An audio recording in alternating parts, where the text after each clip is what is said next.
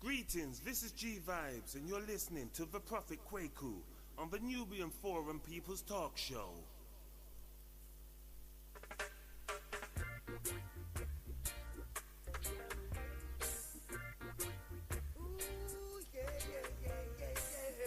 Greetings, this is G Vibes, and you're listening to the Prophet Kwaku on the Nubian Forum People's Talkshow. This is G Vibes, and you're listening to the Prophet Kwaku on the Nubian Forum People's Talkshow. Otep, Otep. Itepe, Ineke, J.R. Senebe. Greetings in the name of the creating force of the universe, that which is greater than ourselves. Was many names. Olodumare, Unkulo Kumkulu, Kwame Blafar She, Mungo, Amen-Ra, Jah, Ashe, Ashe, Ashe, Akwaba, to the Nubian Forum People's Talk Show.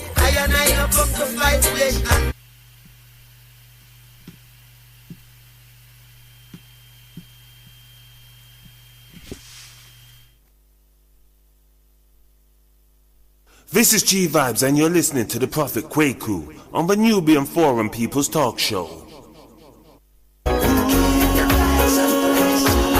Wanna say Akwaba to everybody who are tuning in. Big up Sunday Flavor, Lady Blessed G. Big up yourself. Nice for the Queen of my run to tune, you know. Have a safe journey home. With the ancestors watch over you every time. Have a better future. Love each other. Remember that this show is sponsored by Nevs, home of the 8 panels. Fridays and Saturdays, Brixton Station Road, from 10 in the morning until the close of business.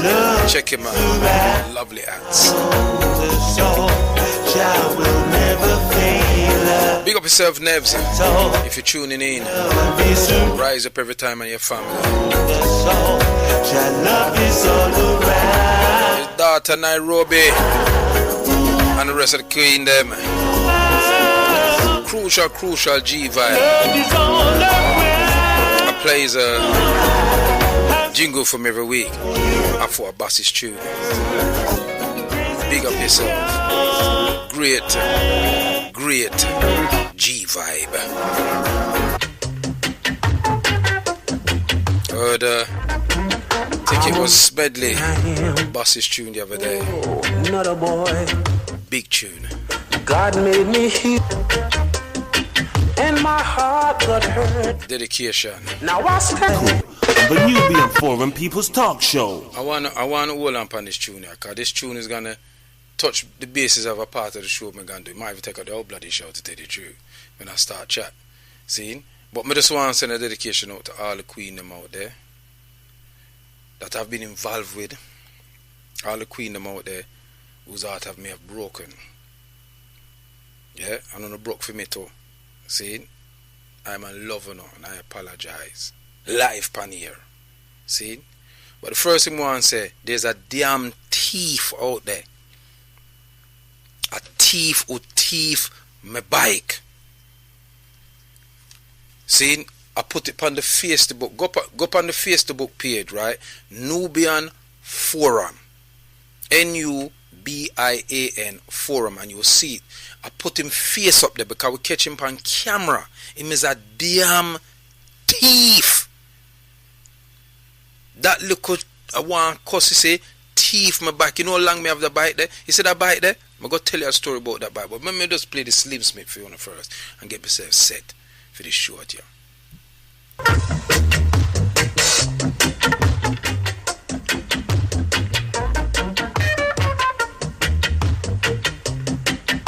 Greetings, this is G Vibes, and you're listening to the Prophet Kwaku on the Nubian Forum People's Talk Show. Not a boy who loves someone. You hear this? All the queen them out there. of my life. Big up on yourself. All the queens that move. I personally Of my life. have broken their hearts. I know, And them broke for me too. I know you'll be there. I apologize. Heavenly Father, Emphatically. I'm a man, not a boy. This is G Vibes, and you're listening to the Prophet Kwaku on the Nubian Forum People's Talk Show.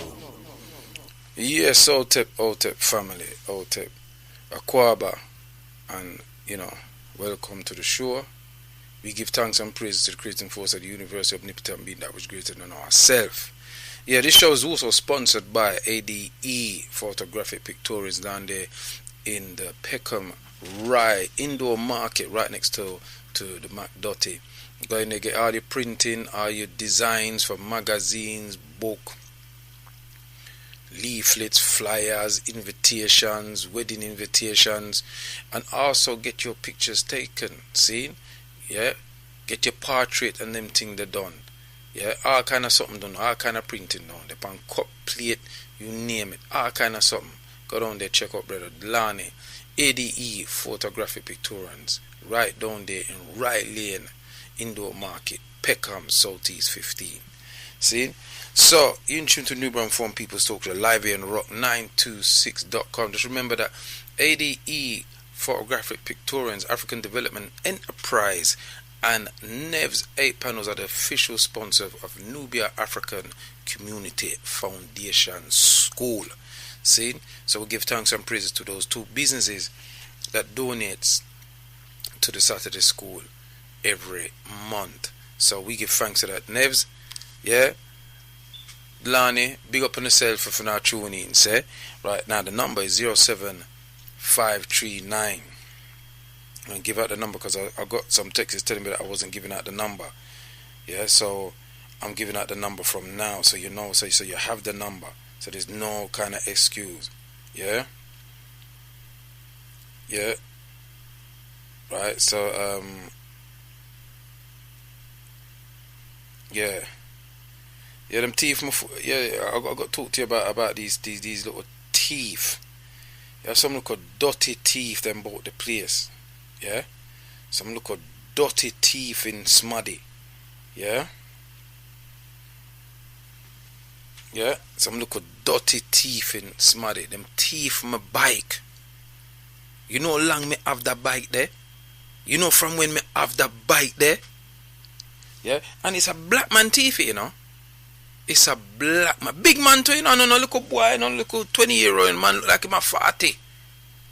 Thief my bike. You know, some have 3 young children, 2 13 or 1 8-year-old. You know, say, me do the school run with them youth there from them barn panda bike there. You know when me ride with that bike there? Me ride a Harpet and me ride a Enfield. See? Me ride all part of London, Brentwood. You know this place me ride with a bike, the whole of London me ride with a bike there, you know.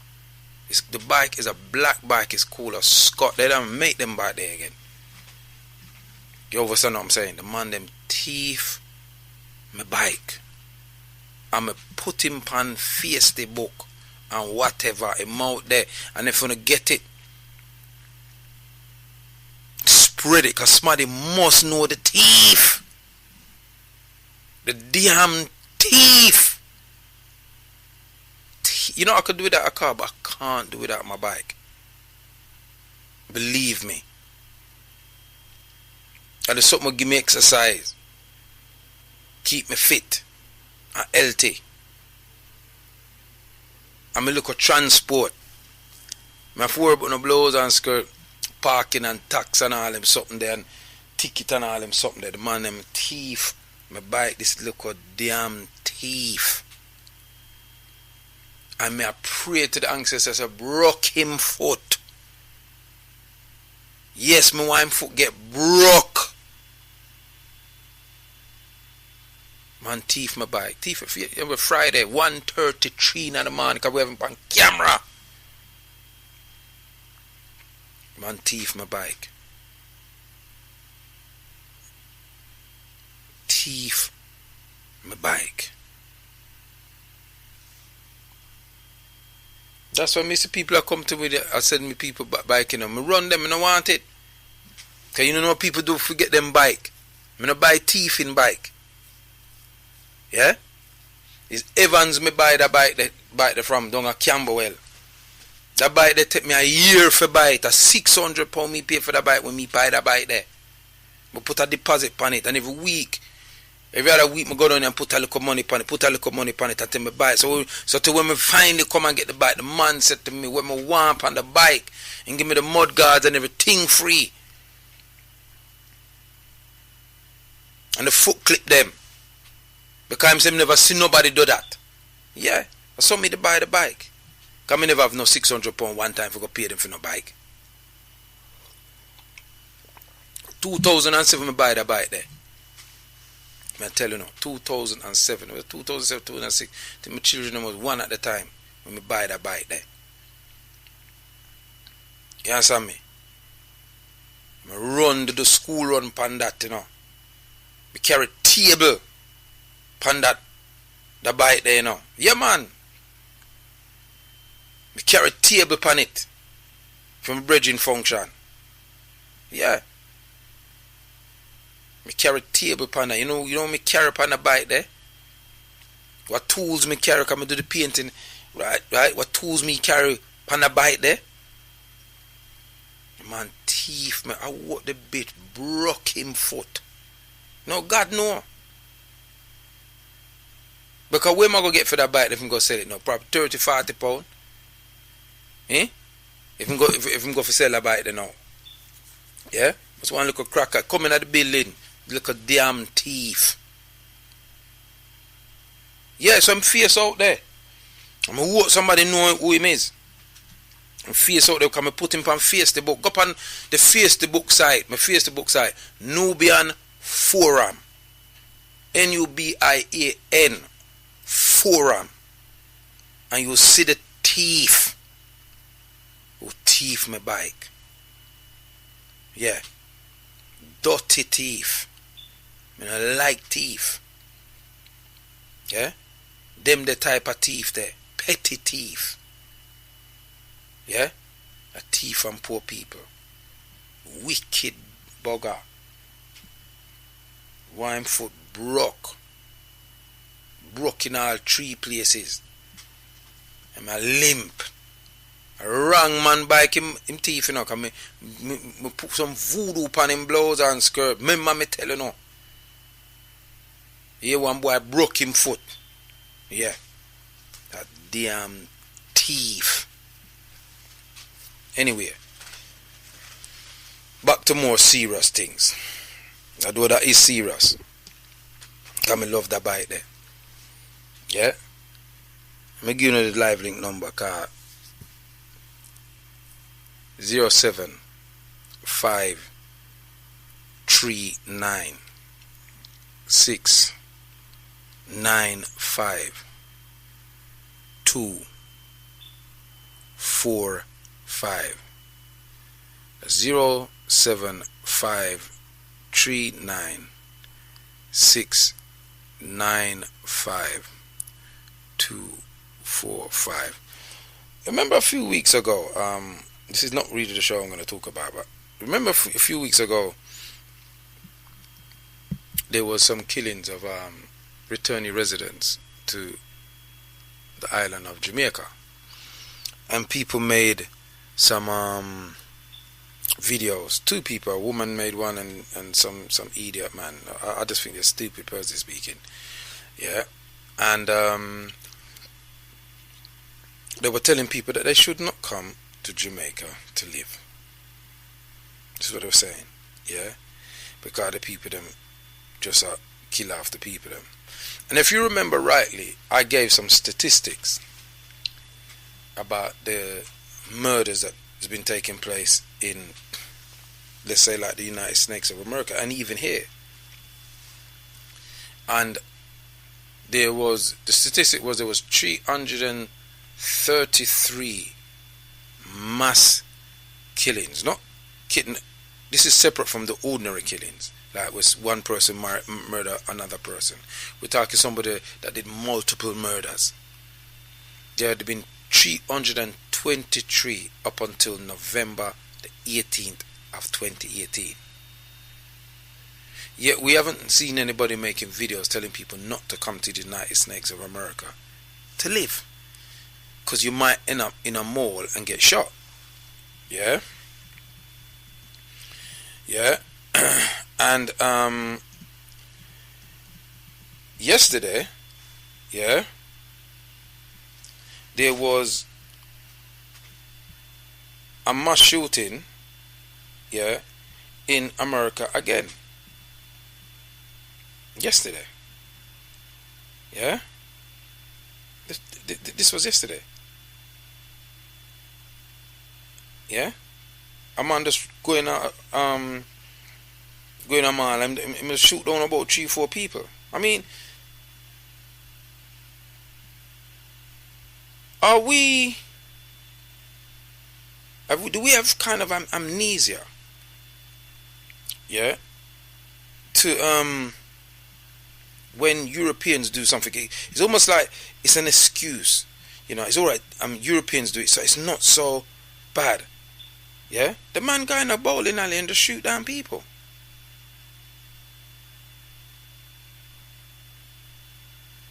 You understand what I'm saying to you?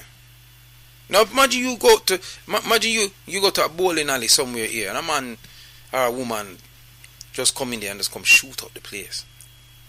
Kill your children. Kill you or kill people where you know. I mean, if you know that so many mass shootings is going on in an area, what would you do? So I want us to think about that. When we hear about killings happening in parts of the world where people that look like... Now, I'm not saying that killings is right, but people's getting killed everywhere. People are getting murdered everywhere. But not dead, no different. Yeah? At least in a certain place, yeah, you have a chance that's a one killing a go on. But in the United States of America, the possibilities of you getting murdered innocently is very high. Because they got in supermarkets, universities, schools, colleges, yeah, bowling alleys, Panda Road. Look what happened to that black woman the other day. Was it a couple of weeks ago? The other day, that black woman where the man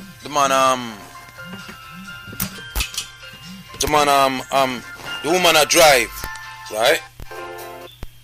Hold up, caller. Hold on a second, caller. The woman that drive, yeah, with her, I think it's her daughter in the car. And the man, I don't know if some bad driving thing must have gone. The woman don't even know what happened. The man just pointed the gun in and shot the woman child in her head. Black woman. Yeah. This is what's going on, black people. It's like it's a all out assault. You understand what I'm saying to you? Yeah, I don't hear nobody saying don't go to United States to live, it's dangerous. I don't see nobody make no video. Say no, come to the United States, can you see all this black woman get killed? You know, so black people get killed by police on the street, you know, so random killing. I don't hear none of that. But you make something happen in one of the little African islands in the Caribbean or one of the little African countries on the continent of Africa and everybody died. That's why me now go there and all them something there. We have millions of people that live there. Out up caller, what's your name and where you calling from? Kwaku, mate, it's Patrick speaking here, sir. How you doing? Hey Pat, how you doing, mate? I was trying to give you a tingle, me out, son. Listen, mate, very quickly, because I heard your news on the phone now. I have a bike which you can borrow until you are back on your feet, mate. You mean back on my wheels again? Yeah, you know what I mean. Pardon the pun. But yeah, I've got a bike in me back there, in the back shed there. I think the wheels need pumping up, but it'll get you, mate. Oh, thanks, Pat. You are very welcome, sir, and you're more than welcome to borrow it until you're back on your wheels again. Yeah. Man, them teeth my biking up here. I need to send. Nah, man. I tell you, I can't believe it. When I heard you say that, I thought you were having a laugh. No, man, I ain't having a giraffe, mate. The man, tail leaf me bike me outside. How did they get through them locks? No. Me never have the luck. It was actually in the unit where we work. Oh, right. It was in the building, yeah. Remember, we have some two big gates, and you're going in the building, and we got where our unit is. It was just inside the stairs there. Bro, the man teeth at 1:30 in the afternoon. You know the whole teeth, bare face. But man, I'm gutted. I feel it for you, bro. I feel it for you. Man, teeth. When I said, Pat, when me say me vex, me can't vex no more. As I said, my brother, the offer's sincere and it's there, mate. While you're on the line as well, Go on. because I was going to mention this, but now that you're on the line, meow son, right? Yeah. I think we need to make people aware, listeners aware, that we have a new show coming on the Rock. Right, yes, of course. And it's this Wednesday, am I correct? It is 4 till 6. Yeah, 4 till 6. Yeah. And it's called the Maths Surgery. Could you just give us, tell us a bit about what this new show is going to be about? Caught me on the fly, yeah? Just about eating me dinner. Yeah, well, shouldn't have called, son.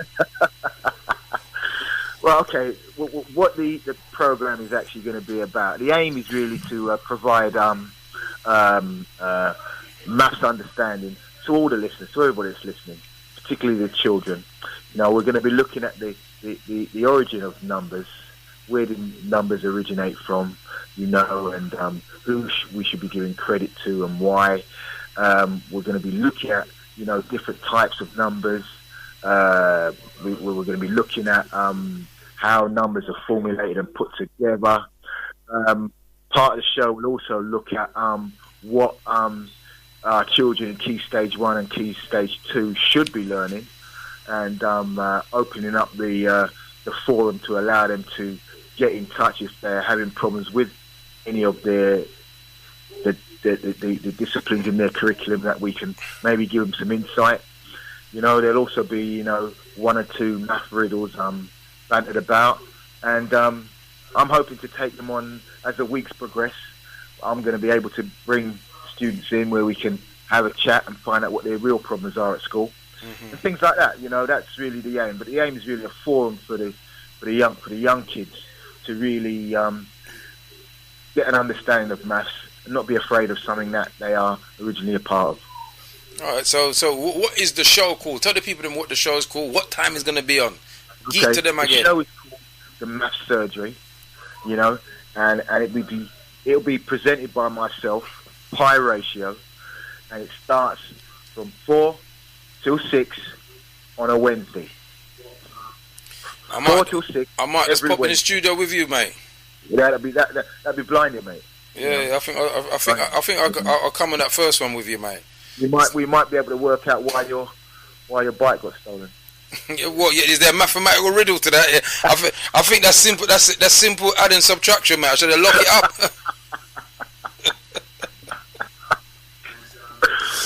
But yeah, I'm hoping it'll be very informative, and also we have a lot of fun on the way. Yeah, all right, mate. Well, there we have it. Pi Ratio will be presenting on The Rock every Wednesday from 4 p.m. to 6 p.m. Yeah, in the mathematical surgery. Yeah, so any mathematical problems you have, you know, you can call in, and it doesn't necessarily have to be something where you're studying. It could be something that was bothering your mind for many years. You know what I mean? You know, and we could go for it on a mathematical journey, because everything involves maths. You know. Absolutely. You know, so yeah, we'll give thanks for that. Pi Ratio. You're very welcome, sir. All right then, and I'll come and pick up that bike after the show. No problem. All right then. Make sure you wash it, right. Come like my bike cleaning up, brethren. No, I didn't say it was a clean bike. I just said it wasn't a bike. Oh, okay. All right then. Give thanks for that, Pat. Cheers, mate. You're welcome, sir. Thank you, sir. And see, this is what I love about our people, you know, because when my phone did mash up, my phone did mash up. yeah, and it's still mashed up now. I still need a new phone. But a sister called me, one of my old, like, she's my family really, because I known her since I was about 5 years old. And she said, Quakes, I've got a spare phone if you want one to use, yeah. And I go pick up the phone and adapt the phone, but it give me a little problem still. But still, it's better than the one that me have, because me lose all of my number then on the other one. So it just goes to show you that people, it's nice to know that, people look out for you. You understand me? Yeah, so anyway, where was I now? Yeah, 07539 695 245. Now, this show here is a show where we're going to chat about certain things. See? I want everybody to tune in and listen carefully, because I think this involves all of us as African people here in Britain. There are things that we do habitually, and we don't know why we do them, but we do them anyway. And those things, they have an effect on people, yeah. And I want to talk about relationships, yeah, but I want us to be truthful about relationships and how we behave in relationships, especially us men, yeah. And I want to talk about relationship in the fact that we have multiple relationships. I've never hidden the fact about myself that I love women, I love black women, and I've always loved them. Loved them so much that I've always had women, more than one woman. Yeah. Now, it's not something that I'm bragging about, so I don't want people to think that I'm here bragging about it. But I don't think that as a community we've actually addressed this scenario seriously. I don't think we've addressed it. And can you be in love with two women? I say you can. Easily. As men, we love more than one woman, whatever that word love is. Yeah, or you can have emotions about more than one woman. You understand me? And I think that I'd like sisters to ring in on this, and I'd like sisters to give me a beating because I deserve one. Yeah, and I'd like us to discuss this sensibly about these relationships that we have. Why is it that we can give our theories of why we do this, especially as man them. You want some man them for calling and honest with me about this situation, yeah. And we don't know hold back business and them thing there, because we have to talk about this thing, yeah. See? And we have to talk it seriously. And I know enough man them, sometimes you have these women, and if you're a popular man, yeah, so popular men tend to have a lot of women, yeah. But don't get it twisted. Even the quiet one, them who go on like them can't mash hands, them are going with things too. Now I know enough people probably sitting there and they're, boy, quick, I talk the thing and I yell out people and things. But let me just tell you something from now, yeah. Sometimes in life, if we're going to be true about our culture and our heritage, and that heritage has been debunked and destroyed, we are actually living somebody else's reality or somebody else's definition of how they feel things should run in a community where men and women and in more, where women is outnumbering men in most cases. I mean, you DJs, you promoters that put on dances, you sell more tickets to women than you sell to men. When you go into any of these dances, women always outnumber the man them. Always.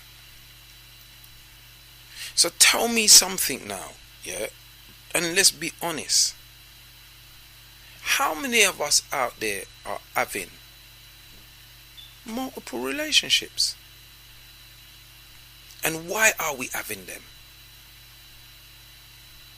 Why are we having these multiple relationships? And does it feel normal for you to do it as a man? Yeah, and I know women do it too, you know. Don't think that women don't do it. Women do it too. Yeah? There are people who are married who are having relationship with other married women, people on the down low. Yeah? Oh, we've got a call coming in here. Otep caller, what's your name and where you calling from? Otep Kwaku, it's Bev. How you doing? Oh, hi B, how you doing, sis? Oh, I'm good. This is my beautiful sister that lent me the phone. Yeah, how you doing, sis? I'm good, you know, Kwaku. I'm good. Just with regards to that subject you're talking about, or you want to talk about, men with relationships, it'd be a good idea, and I'd love for the men to call in and explain why they do what they do. I mean, we all know why they do it, but I'd like to, as you said, and sis, let me stop you there. Let me stop you there. You said we all know why they do it. Do we really know that, sis? Do we really know why they do it? Does women know why men do it? You give me a woman's perspective on this. What, as to why men have more than one woman and cheat and things? Yeah. You give me a woman's perspective on this. Yeah, because I can't talk for the woman. No, you can't. No, you can't. But in general, I don't think. I'm not saying it's all men, Kwaku, but I don't think. I don't know if they realise the hurt, the pain they put us women through when they do these things. I'm not saying women. I mean, I suppose women do it as well. I wouldn't be one of them to say, you know, to go down that road. But I don't know. I don't know why they do it. Well, as you said, is it that men have different emotions? They can have different emotions for different women. But why? Why do it? Do they have pleasure in doing it? That's what I'd like to know. Oh, well, I mean, and what is so different? Well, I've got to be honest. Yeah, I'm not gonna tell no lie right now. Yeah, that I'm a man that I've engaged in that activity for a long time. Yeah, and it you know, it has its drawbacks, to put it neatly. Yeah, and I don't do it because I want to hurt the woman that I'm with. Yeah, or I want to hurt the other woman that I'm having a relationship with. I've never done it for those reasons. It's never been a malicious kind of act. I've actually. Well, why do it in the first place then? Because I adore you. I love you. I mean, we just love the black woman. We don't understand. Oh, no, just nice.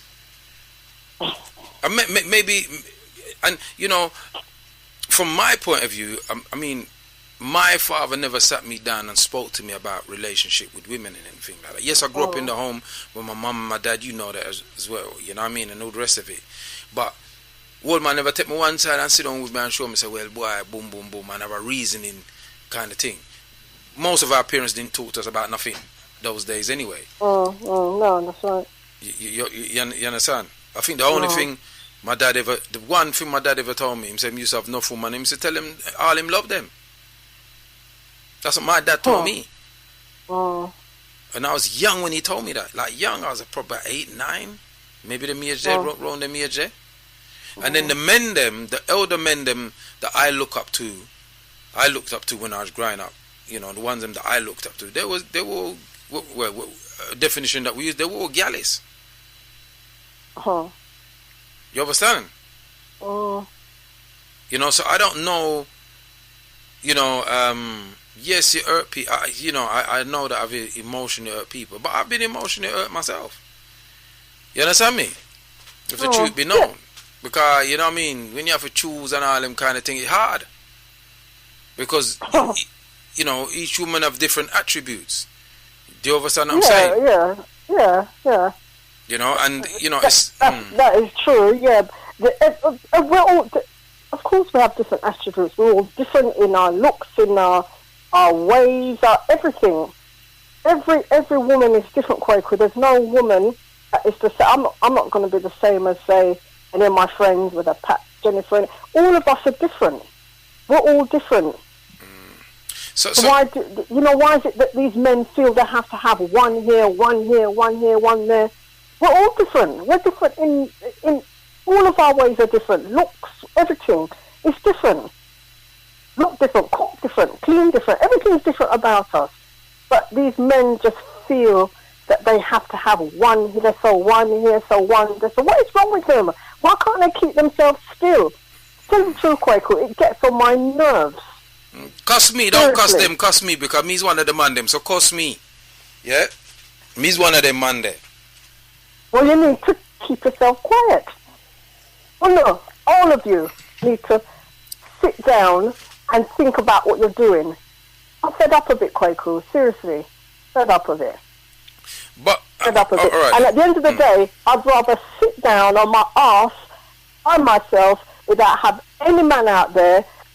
And I tell you what it is as well, Kwaku. It's the humiliation that you feel when these men do these things to you, because their friends, this one know about this other girl and that one might know about that other girl. And you know what it is for me, Kwaku? It's the humiliation and the nerve that they have when they bring other women to their family, introduce them to their friends, to their flipping humiliation. Fed up of it. Simple as that. Fed up of it. They need to keep their flipping ass or what they've got in their trousers, keep it to themselves or between them and their women. They have to spread themselves all over the place like that. And furthermore, them diseases out there, they need to keep themselves quiet.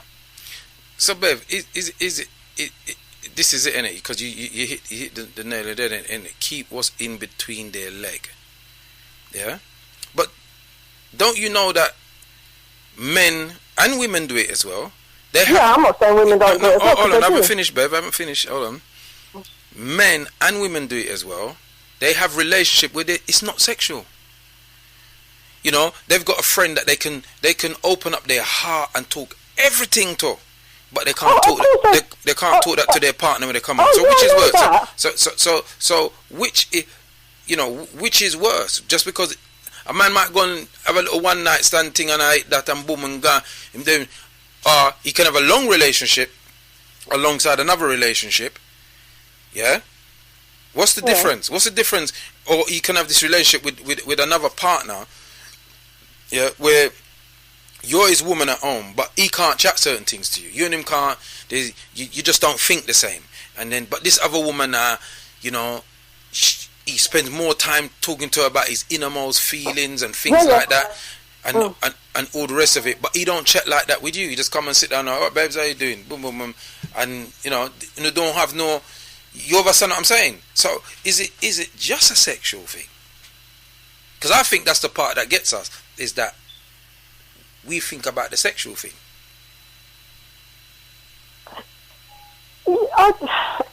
I understand what you're saying. I fully understand. I'm just trying to look at it from another angle. I'm not saying that I'm correcting anything. I'm saying I'm just throw it out there for people, Yeah, but Kwaku, we can. There's a big difference there, Kwaku, because I can be in a relationship. Say I'm in a relationship with somebody, and I've got men friends out there that I've known. But Kwaku, we grew up together, didn't we? Yeah. Yeah. There's you. There's Roddy. I've got Lambert, Delroy, Dicky, all them guys from college, who and some of them they're married, they're in relationships. But I can pick up the phone and say, "No, so and so, how you doing? Hope you're keeping well." And have a talk with them, and that's it, and it ends there. I might go out, we might see each other out, we have a chat, we have a laugh, whatever. There's nothing wrong with that, Kwaku. I have a friend who I can pick the phone up and talk to him about anything. I can tell him anything. Mm-hmm. Tell him how I'm feeling, tell him what might not be happening with me, what that's different, Kwaku. I don't see anything wrong with that. If I was in a relationship with somebody and that person had a friend from a long time relationship, or knew someone from whenever, that doesn't bother me, Kwaku, because we have to remember when we get into relationships with people, the people we know from if you're in a relationship with someone and they can't understand that you had friends from before, then there might be a problem there. I don't see anything wrong with that. I see the problem is where they're in a relationship with you and you're talking about proper relationship, you know, where you're with that person, sexually involved with that person and so on. Yes, that is a problem. If you have someone as a friend, as you said, you might not, but you probably can't you might not, you have different conversations, or you can bring that person up and then you can speak differently. I'm not saying anything wrong with that. So you don't feel then, babe, that a man can have emotions for two women? You don't think that, you think that's wrong? What, that they can have feelings and emotions for different women? No, I'm saying, all right, there's some man, you know, about 5, 6, 7, 8 women and all them something. I'm talking about if you got two women that you feel for. A man feel for. You don't feel a man can do that? Well, I think it's wrong. I think it's wrong, Kwaku. Why? Right. Why do they? Right. I just think it's wrong. All right. I wouldn't do that. Well, you see, the thing is, you know, I think we live in our own little bubble here in Britain, yeah, in the Western world, because in other cultures, that's a normal procedure. That some men, even in those societies where men can have more than one wife, quite a few men, they only have one wife because they can't deal with two women because it's just too much problem. Yeah, but the society, including the women, are used to that type of scenario. But equally, there are cultures in Africa, yeah, where women have more than one husband. Well, I think you told me that one time. Yeah, and that's a fact. People can go and Google it. Don't take my word for it. It's there. You understand what I'm saying? But because we live here and we're living in somebody else's reality, innit? Let's face it, the reality that we're living, yeah, is based upon a Eurocentric Greco-Roman reality. This is why you see you got transgender and all them people there, and all of these madness going on now. And you can't say this about that and re-te-te and all them something there, man of Woollands and kiss up on television and all them something there, and them something there, some kind of abnormal behavior. But that was normal behavior within Greco-Roman lifestyle. Yeah, it was a normal thing for them to just rape off like a boy and all them thing there and like a girl, and them never really like woman really, to be quiet. Them just have woman because the woman them reproduce. Now in traditional African culture, it was the opposite. That's why when the early Europeans went into Africa and they wrote about these men, they had holy wives, they looked at it from the carnal point of view, from the sexual point of view. They didn't look at it about the family point of view. Do you follow what I'm saying?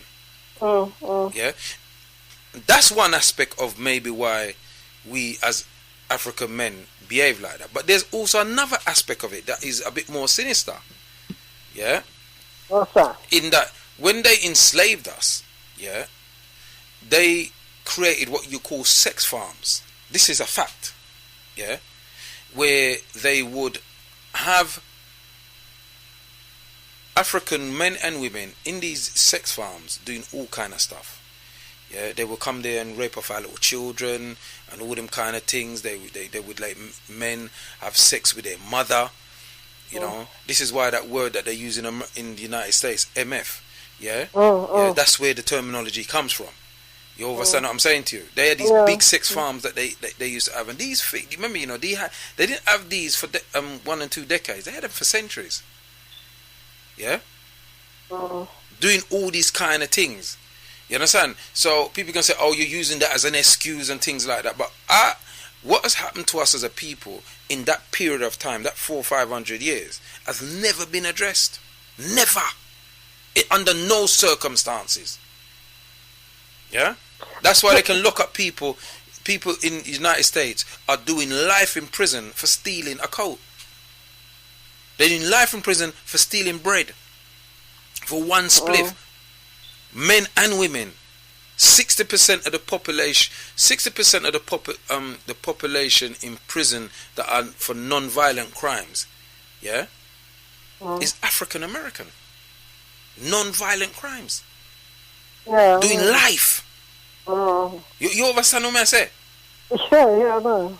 For foolishness, yeah. And that's because of the 13th Amendment, right? That states that everybody ever slavery was abolished, but you can only continue slavery if they commit a crime. It's in their constitution. You see what I'm saying? So that could be one aspect of it. Now, I'm not saying that any of it to justify my actions. You understand what I'm saying? Yeah, I'm just admitting. I do understand that, but I don't see how any of it can justify men's actions for what they do, Kwaku. So you From say back in them times. I really don't. I just don't. All right then, Bev. Well, But that's my thing anyway. That's your thing. Boy, Bev, you've been listening to the show for how long? And this are the force you call in. This is what must lick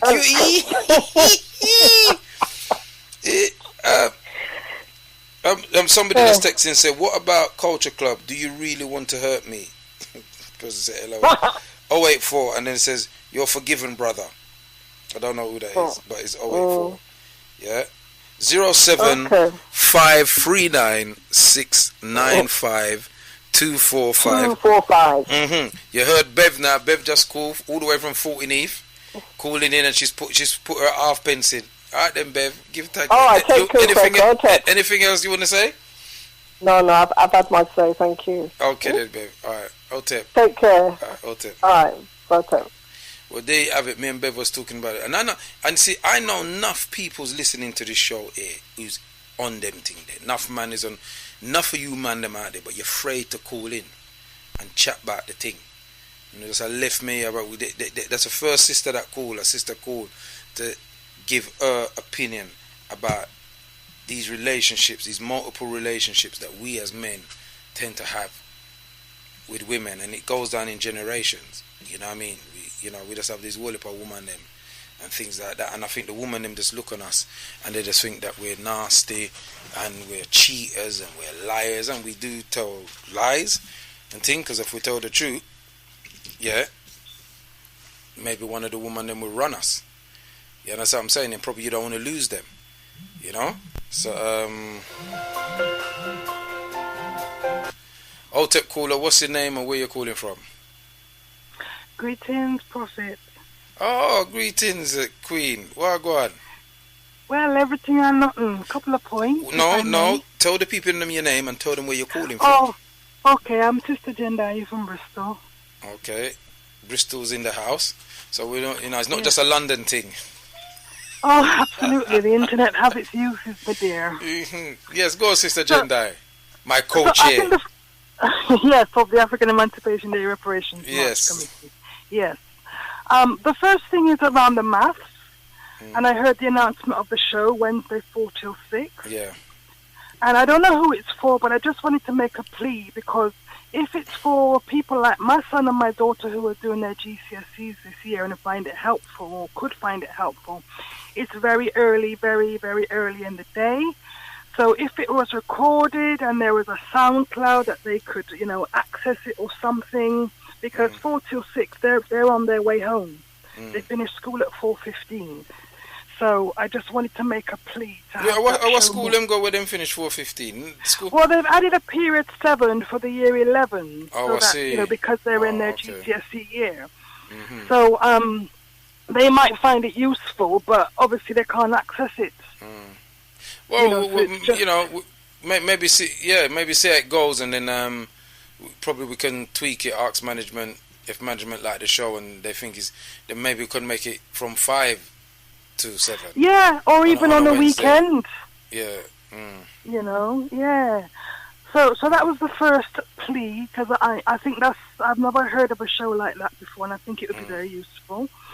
The second thing is about, I suppose, raising the level of conversation that I've just been hearing, because to me, there's been 3 things, and it's sex, cheating, and emotions. And I think we need to perhaps raise the level of conversation and not conflate polygyny with having more than one woman, because they're not the same. And so if we're talking about having more than one woman, if we're talking about side pieces and cheating, that's one thing. And I think actually we need to not talk about that. If we're here to elevate and Africate, then perhaps we need to talk about the African business case for plural marriage and polygyny, because the question you started with actually didn't talk about sex or cheating. It was, can a man have feelings or love more than one woman? And of course they can. And it's absolutely reasonable that they would, because that's just part of humanity. We all have people in our lives that we love in different ways and for different reasons. And so, yes, the answer is yes. However, that needn't be an abusive relationship, emotionally or otherwise. And having another woman is very different from being involved in polygyny, which is a man having several wives. Yeah, because that then speaks to marriage. It speaks to the African business case for nation building, when you have a family that's working together on a path in a consensual polygynous relationship. Now, I think some of the things that you have been talking about is a fallout of the slavish behavior linked to our experiences on the sex farm and on the plantation. That's why a lot of our families are dysfunctional, because we've experienced this Angamisi. We're still going through it.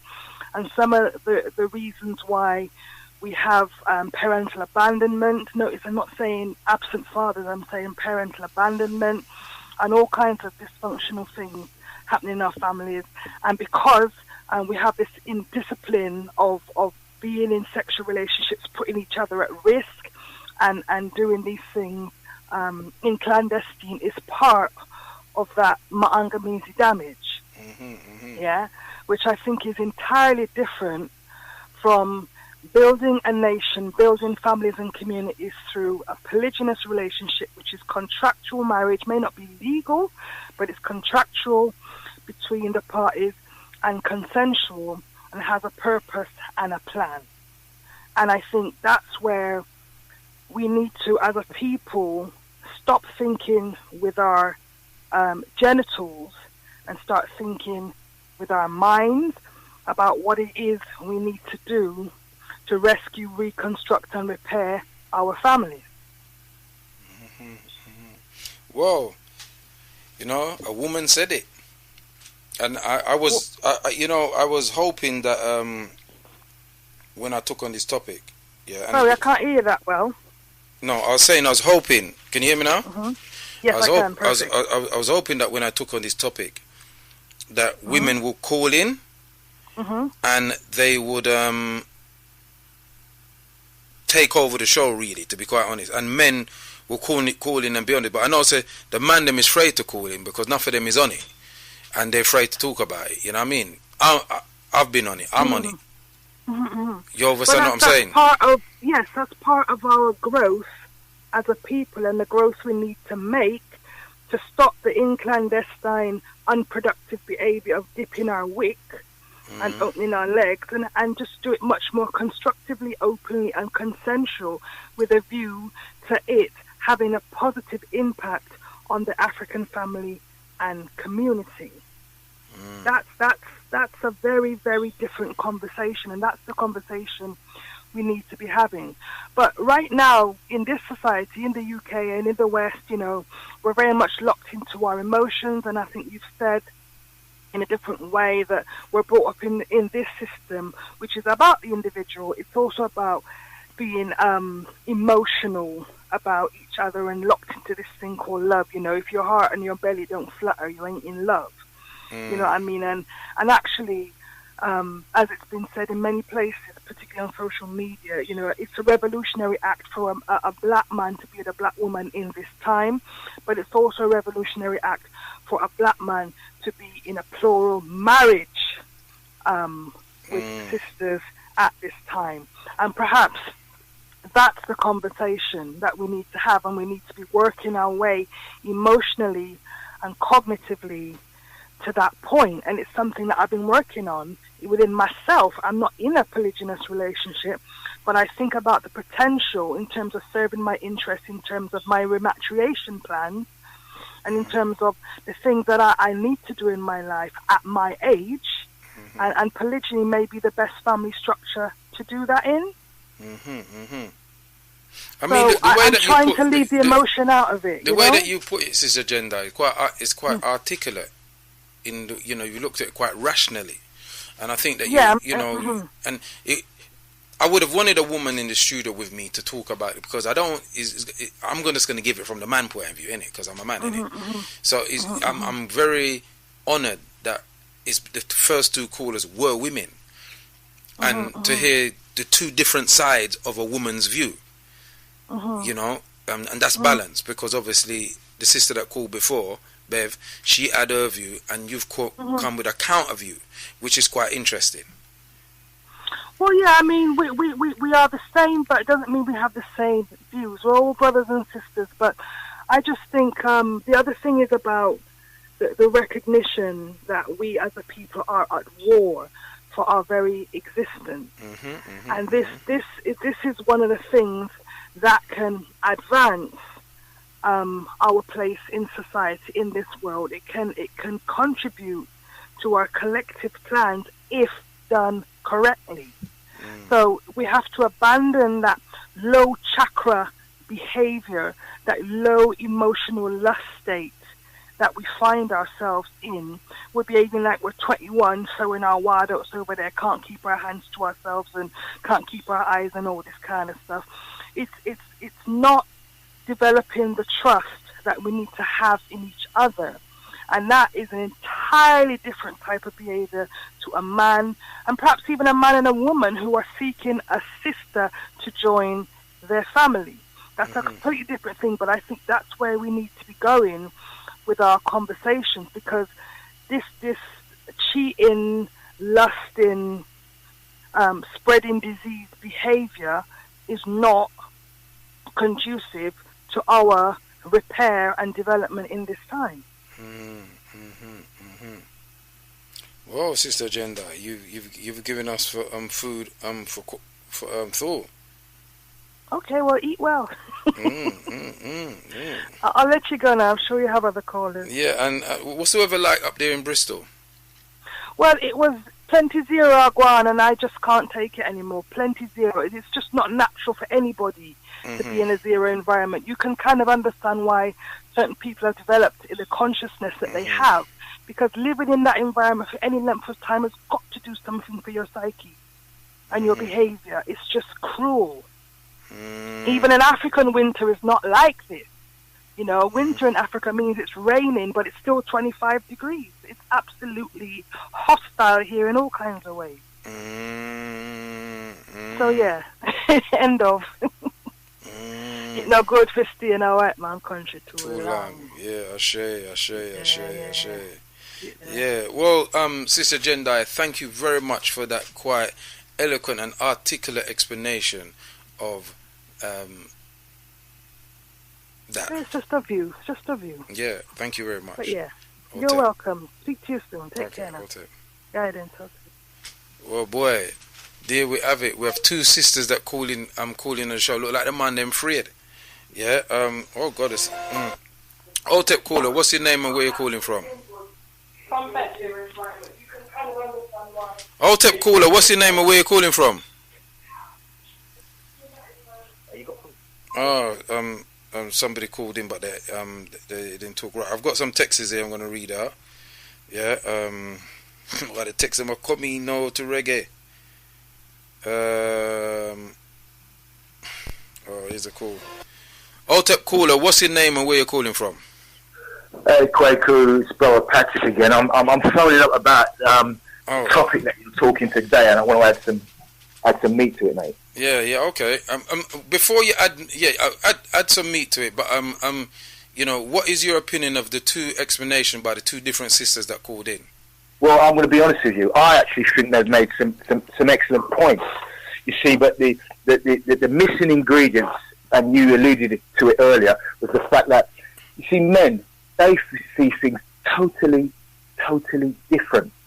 The sister just before, she mentioned the fact about, depending on what route you're going to go down, it should be something that we debate and we discuss and what have you. And she's spot on. But you see, majority of men, the talking business is not really their forte. If you notice, just generally, women love to talk. Yeah, they do, yeah. Men are not like that.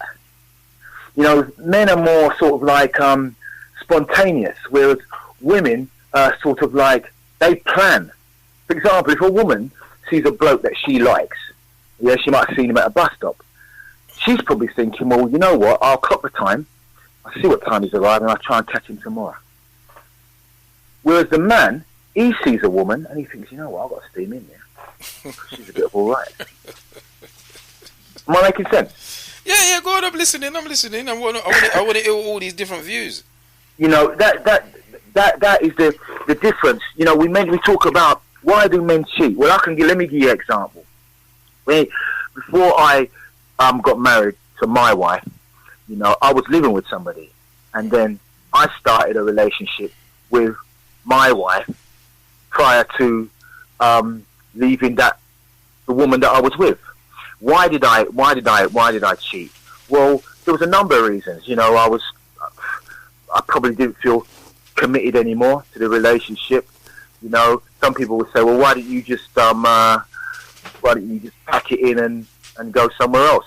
He said, well, because us men, we're not really like that. We like a comfort zone. We like all of these kind of things. So we're like a safety net, so to speak. So, and you have to understand, there are women out there that allow men to do this. Men are not going to change their behaviour unless women change. Because if you can go and see a sister, and she's going to allow you to come and check her and whatever else, why should you change your behaviour? So some women were saying, the first caller said, what can I do? I do everything. It's not about you doing everything. Us men, a lot of men that I know, I can only speak for myself and my immediate, variety is the key. And some of the brothers, they've pigeonholed the women that they're with. So, for example, they know that their missus is reliable, she's consistent, and all this sort of stuff. But that doesn't equate to maybe the fizz, the passion, the fun. They feel that they have to go and get somebody else who can fill that void, so to speak. Because I don't know, some men, they just, me included, I used to think that you couldn't get all of your flavors in one woman. So you would, if you wanted somebody who was a party girl, that was one woman. Someone who was a homemaker, that was another woman. And it's only once you kind of wise up and mature a bit, and even those who wise up and mature still don't make a difference. But you get to understand Tell that me about depending on the woman that you do have, if you show your commitment, and obviously she's got her commitment, you can make a beautiful team. Well, let me read a text here while you're there, Patrick. It says, Kwaku likes to have his cake and eat it too. That's why the youth generation are the way they are, because of deadbeats like him and others. It's the Western way. And Mr. Kwaku seems proud of having a world of girls. It's disgraceful and very poor role model to follow. Conscious people ain't genuine. Anyway, in the UK radio, most of them are psychological damage and have a million skeleton in the closet. They live a double life. Majority of them, Kwaku is just another casualty of war. Let's hope his children don't take up the same damage felt period in like their father, Mr. Kwaku. Have a good evening. And that's coming from, what's his number? I can't see the number. 1 second. That's coming from whom, sorry? That's coming from 843. All right, okay. Yeah, I've got another text here. Another text here says, what's this text here say? No. Right, it says, is this today? Yeah. Men cheat because they can. Also, men like their little head, think for their big head. The majority of relationships are sexual. I believe the majority of black men who are unfaithful will end up lonely, sad, and full of regret. Yes, we can all have feelings for more than one person, but it's about having ability to remain committed and faithful. Sad to say, the majority of black men I know wouldn't know the truth. It bit them in the in the rear. Sad but true. I find it disrespectful. You are back now. You are still on. You are still on Prophet. That's it. That's what I said. Yeah. You see, I think, I think most relationships, just a bit like, I don't want to associate with anything, but there needs to be MOT checks from time to time. Because, when you meet somebody, and you go through whatever changes and you go through the honeymoon period, you then have to start checking, well, how committed is this individual and how committed am I? Because if you're both committed, right, little things cannot break up the relationship. If you're committed as a brother, yeah, you don't have a problem if the sister points out a wrong in you. You know what I mean? You're quick to forgive if you're committed. You know what I mean? You're quick to apologise. You understand what I'm dealing with? You know what I mean? You don't view problems as obstacles or as a relationship breaker.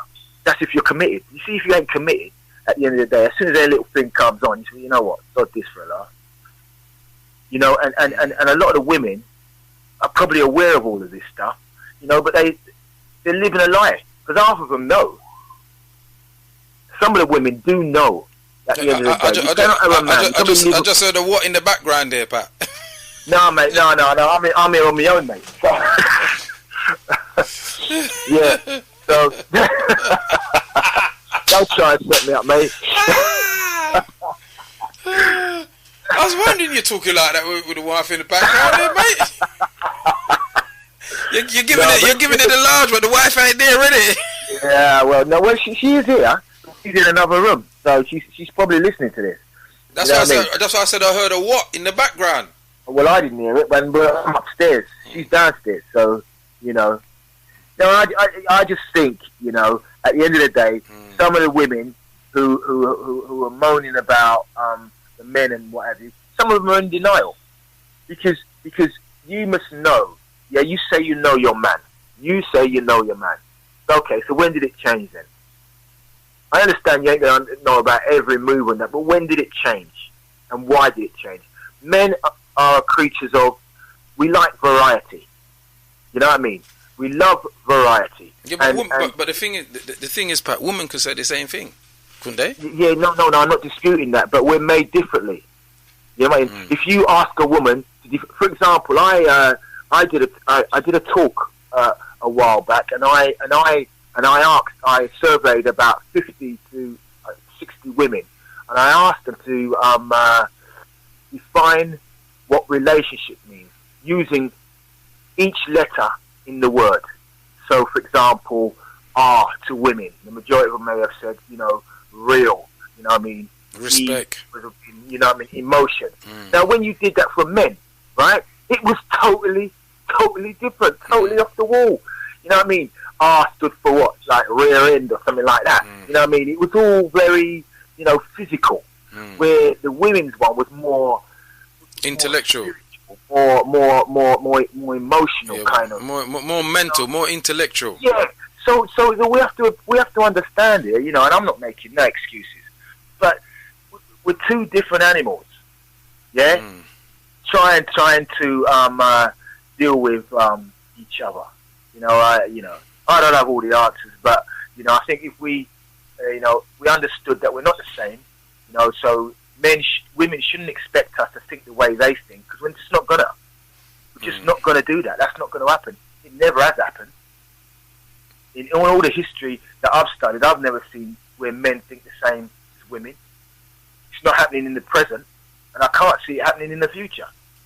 So, if that's not going to change, then you're going to have to find a different way, because men are just not going to come around to your way of thinking. We don't think things the same. We don't analyse things the same. We are very, very different. All right, Pat. I'd like to thank you for that. You're very welcome, sir. Thank you for your mathematical and analytical observation of relationship. Keep up the good work, sir. Okay, Otep. Well, there we have it. 07539695245. Yeah, I had a text here cussing me off, saying I want my cake and eat it. That's right. If a cake is baked, I want to eat the cake. So I don't know where that comes from. That saying is stupid. You know what I mean? Yeah. The only time me now go eat cake is when them tell me say me have diabetes. Yeah. 07539695245. On a serious note, I think the call that I like the two calls that the first two women called in and spoke about, because we got a different view from two different angles. And if we truly are trying to recapture our cultural practices, then we can't just have the parts that we like and the parts that don't have the Eurocentric flavor. We don't want it. You follow what I'm saying to you? Yeah. Now, I'm not saying that I was correct in my behavior. I think the incorrection in my behavior is that I lied a lot to the women. I didn't tell them I was seeing another woman and all them kind of thing there. Yeah? And got myself in issues. Yeah? You understand what I'm saying to you? So I think what hurts the women, this is what I think, and women can call in and tell me I think it's the deceit and the lie. Tell them about it kind of thing. I think that's the part that hurt them. Am I correct, or is it that the women feel that you belong to them? Yeah. So for go nowhere. Otep caller, what's your name and where you calling from? Yes, sir. Greetings. Oh, Kwame from Nottingham. Yeah, man. Yes. Kwame, make I hear what you have to say. Yeah, for me, right, I can put my hand on my heart and say I've never done that thing, man, because I've been concentrating from a long time, so I've never thought about being with one woman, then going for the next one. So at the same time, I can't do that, right? And my philosophy is that if you treat a woman like you would like your mother or sister to be treated, right? So I wouldn't want someone to play my sister, you know what I mean, or my mother. So that's my philosophy, right? So I've always been one woman at a time. You know what I mean? And this thing about marrying one, being polygamous, man. You can't live with more than one woman. Men that say they can are liars, man, because basically you're lost. It's lust. We're substituting lust for love, right? Even my wife that I'm with, right? I love her, right? But I can't see myself with someone else other than my wife. I can't, right? And because that, I think every woman listening to this show and I say, yeah, that's the kind of man I want. No, but a woman, like I tell my daughter, right? A woman deserves the man she gets, right? So if you're a woman, right, and you make out some way, right, you will get the man that you deserve. So these women, right, you say about black men cheating, right? As saying is, say to the tango. So you allow it to happen, right? Like the man was saying, right? If you know where your man is, right, you should know where your man is, right? If you don't know where your man is, right, that means he's not your man. Think about it now. If you don't know where your man is, he ain't your man. You're sharing him with somebody else, right? So the women out there, right, you allow it to happen, and I make no apology for this one. Some of the women out there, right, who are, who say this about children, right, they're allowed to happen, man. The woman's supposed to know where their man is all day long. Yeah, if you with a man, right. Supposing the man tells the woman this is where he is, and the woman trusts him that he's going to be there because she trusts him, and he wasn't there. Is that her fault? That means you don't know the man. You don't know the man. No, hold on. What you said? No, I don't have no issue with what you're saying. She don't. With the other part, but you're saying it's her fault. But if the man expresses to woman a certain way and she gets this emotion for this man, and the man said, "Babes," or whatever, I'm here. Yeah, that's bullcrap, man. You should be smarter than that. Hold on a second, Kwame. Hold on a second. Yeah. The man said he's going here. He's going to his brethren house, or he's going to Stoke, or he's going to table tennis, or he's going wherever he said he's going. Why would the woman, if the woman loves that man, women in general trust their men. It's the men, it's us men who make them stop trusting us. You understand what I'm saying to you? So him trust her, she trusts that man. Say, I distrust him same day. Why should I distrust him? Yeah, my man, I love him. He treats me all right. Boom, boom, boom. But then again, hold on, Kwame, hold on. The only issue I have is when you say it's their fault. It's not the woman's fault, because the man has deceived the woman to make the woman feel say, yeah, well, I just saw him there and all them something there. Yeah, because I have been one of those men. Yeah, you know something I said. So how is the woman fault then? Because me make her believe say I just saw me there. I did there somewhere else. So it's for her fault. It can't be her fault. But even on that, right? It depends how long she's been with the man and how she really knows the man. Because, like I said, in relationship, right, you don't know someone in 6 months, 1 year, right? So if a man says to say, if you met someone, right, yesterday, right, you've been going for 3 months, right, that doesn't mean you know him. So the man can tell all sorts of nasty, I'm going to my sister's house, right? You believe it after 3 months.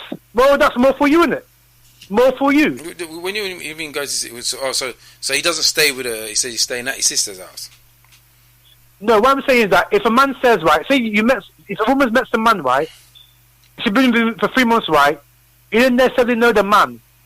So if you trust a man, when the man says, I'm going to my sister's yard, right, when he's going to his girlfriend's, right, that means more for you. Because you know the man. You don't know that. You don't know man after. Kwame, you're not making sense there, man. I am making sense, blood. No. I tell you, I am making sense. It's a one time me gonna disagree with you. Because what you're trying to say, right, is that the woman is an idiot. That's what you're saying. You said no. What I'm saying is that she let her emotions override her judgment after 3 months. How can you know somebody after 3 months? No, but Kwame, you're saying that the man said he's going to his sister. I'm saying no. Hold on a second, Kwame, because we need to set the stage. Because what you're saying don't make sense. If after 3 months you're saying they're living together, is that what you're saying? No. You don't listen to what I'm saying.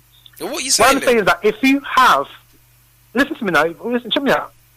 What I'm saying is that if a woman has met a man for 3 months, right? Yeah, the relationship for 3 months, right? That does not mean that she knows the man. So if the man saying that, oh babe, I'm going to my sister's yard, right? And she believes him after 3 months of seeing him, then that's more through her. That's what I'm saying. That's what I'm saying. Well, look, you know, Kwame, I'll leave that to the other callers and listeners to answer that, because I want to know if Texas, how many children you have? I have 5. Do you only date black women? Yes. Yeah. Yeah. Text read. Why does this text keep reading and saying?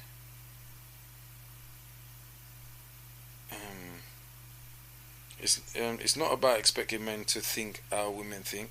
It's about men having the ability to be honest about their situation and their feelings. Be a man and tell a woman the situation as it is, and give her the chance to choose if she wants to be with you or pick up her skirt and run for the hills. 611. And then next text reads. So Kwaku, you're not having much luck with the phone, are you? 07539 695 Go on, Kwame. I mean, well, just let me say a couple of things, right? You know, let's not get it twisted, right, about the thing in Africa, right? Because a lot of men, right, in Africa, right, are just as bad as some of the black men here, man. So, you know, and there's 3 men that spring to mind, right? Ghanaian men now are wicked, and I mean wicked. And I've seen it myself when I was in Ghana, when I lived in Ghana. Some Ghanaian men are brutal, man, when it comes to the women, man, right? Nigerian men, particularly Yoruba and Igbo man, right? Because I've had some, you know, lady friends that tell me about, you know, some of the experiences they've had with, you know, Yoruba and Igbo men, right? And in South Africa, because of apartheid, right, a lot of the men beat their women, man, right? You know what I mean? So let's not get the thing that it's just blacks and Africans in the West, man. It's not always on the continent as well. A lot of these men in Africa, right, are not stepping up to the plate and being real men. Right, I got a text here. Kwame says, "Are you kidding me, Kwaku?" No. It says, Kwame's comments are proof that debates on cheating and side pieces are unproductive in our community. I didn't get that text. It says, that's what the text says. Why is it unproductive? In what way? Well, I don't know. They'll have to call me and then qualify that.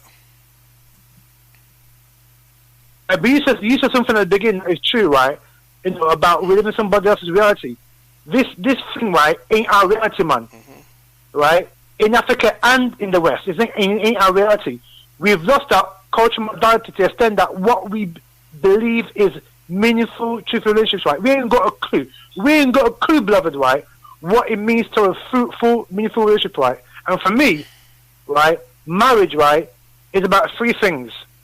One, it's about nation building. I think I touched upon that earlier on. It's about nation building, right? Two, it's about coming together as families, right? Three, it's about reproducing yourself. And four, it's about extending the race. Race first, extending your race. When you are reproducing yourself, by extension, you are procreating for the race, right? And that's the thing that I was alluding to, right? There's a lot of people out there, right, who want to destroy us, right? And by having black on black relationships, particularly in the West, because Africa is complex, but in the West, right, a black man with a black woman is a revolutionary, spiritual, cultural dynamic. You know what I mean? Because there are people in this society, in this Western society, that don't like it when you see a black man and a strong black man with a strong black woman, because that goes against the grain of what they're preaching on the television. If you watch all this nonsense, right, West Enders and the Commodore Farm and all this nonsense, right, what's the ideal family unit? Black man, white woman, black man, and they're picking them. That's what promotes a man. And a lot of us, particularly the young generation between 18 and 30, are falling for this bullcrap, right, in thinking that's the ideal family, not understanding that a trick is played on them, right, to make them hate each other, right, and procreate with somebody else, and by extension, when you procreate with somebody else, you actually belong in their race, because the white man is an endangered species, right? They're own scientists, right? There was a report this year, or last year, right, or back of 17, said that the sperm count for white men in the Western world is as low as in 50 years. Yeah? I don't know if you heard about the report. Yeah. Did you? Yeah. Right. Well, right. I know that in Italy they pay women to have babies. They pay them to have babies. Yeah. In Germany, and even in France, I read a report where the National Front control, there's councils that they control, particularly in the southern France, right? The National Front National are paying women or men to have children because of the population decline in the whole of Western Europe, right? So when we marry outside the West, when we marry them, right, by extension, we are prolonging the white man's shelf life, because the mixed race pitney, 7 out of 10 of them will marry white. You know what I'm saying? So we are producing, we are recreating the white man via stealth. So this is why, particularly in the Western unit, the black man and the black woman relationship is a spiritual, is a cultural, is a revolutionary message. Because it goes against, because it sends a message out there to the white supremacists, right? Those who program society that, no, we ain't going to be programmed by your dictats, right? We are going to, reproduce ourselves and prolong the black family. All right, then, so for me, that's what it's about, man. And just finally, the reason why a lot of men cheat, right, is they can get away with it. That's why a lot of men cheat. The thing can get away with it, and it's also about power dynamic as well, male or female. So I'll just leave it there. Well, I don't agree with that statement. About they can get away with it? No, I don't think men who, and I was a man who do that. Yeah, I didn't do it because I knew I could get away with it. That wasn't the reason why I did it. Sometimes me name check the woman them check me. Yeah? So, you know, it was not, you know, I don't agree with any of that. You know what I'm saying? I don't agree with that. That the man can get away with it. No, I don't. No, listen, you said the reason why men do it is because they know they can get away with it. That's not the reason why men do it. That is so that is such a... It's such a simple explanation. But if a man knows, right, that he can cheat on a woman, right, and the woman that he cheats on with, right, will want him back because she loves him, quote unquote, isn't that getting away with it? No. That's not getting away with it. It's not getting. Of course it is, man. That's not the reason why the man do it. Man don't. Well, I don't know about other men. Maybe other men should ring him because I don't want to talk. Yeah. Maybe other men should ring in and answer that question. But I can tell you, I never did it. I never did it because I knew I could get away with it. Yeah, I did it because I liked the woman. Them. Yeah, I was attracted to them and I liked them. Yeah, and it wasn't just sexual. As like nothing on a woman out there want to think it is. So it wasn't physical then. It wasn't always physical. It wasn't always about the physical. Right, so you just tell me, right, you went out with the girl, right, because you liked them, and you wanted to get to know them, and you wanted, you wanted, like, to be some kind of personal friend. You never crossed your mind that you wanted it better. No. I never, no. I well, said, maybe you, but some men. No, Kwame, because you're not going to put that in my mouth. Let me repeat what I said. Yeah? I said it wasn't only physical. That's what I said to you. If it's only physical, that's why you have one night stands. That's physical, innit? You just have boom, lick down girl and go about your business. You don't see them woman there again. But you get in a relationship with one woman, then you get in another relationship with another woman, and you're in these relationships for quite a while. You understand what I'm saying to you? And it ain't purely sex. Because if it was, you'd be knackered. You understand? Right, so here it is. Well, you can take some bitters, isn't it? Yeah, give thanks, Kwame. Alright, give thanks. Best, yeah, hold it. You know, I know there's a lot of people listening out there, and probably a lot of women as well, and they've got their particular view about things, and this is why we need to have this conversation, yeah, and we need to articulate ourselves through this conversation, because what is happening is that we are living somebody else's definition of our relationships between male and female should be happening. Yeah, these are the same people them, enough of you people them don't like the fact that a black man might be in love with two black women and want to be with them. I want to try his best to maintain them and look after them and etc. Yeah, and you don't like that, but you'll have your little batty man friend, yeah, and your little lesbian friend and your little transgender business and want to say, well, it's all right, and everyone to their own. Yeah, on the same one would have defend them the argument there. Yeah. But a scenario that our ancestors had, and look at Kwame. Yeah, it's not every man, himself couldn't live with another woman, and couldn't see himself living with another woman other than his wife. You understand? I don't know why he never said, well, things with him and his wife could be because she miserable. So I think we can't get too miserable, man. It could be that. Outer caller, what's your name and where you calling from? I'll take Kwaku. It's Bev again. The first caller, Bev. Go on, Bev. Kwaku, I'm going to be quick because I know your show's going to wrap up. No, carry on. I've got an extra hour. Right. Two little points. First of all, a lot of listen to what Brother Kwame was saying. Mm-hmm. A lot of his points.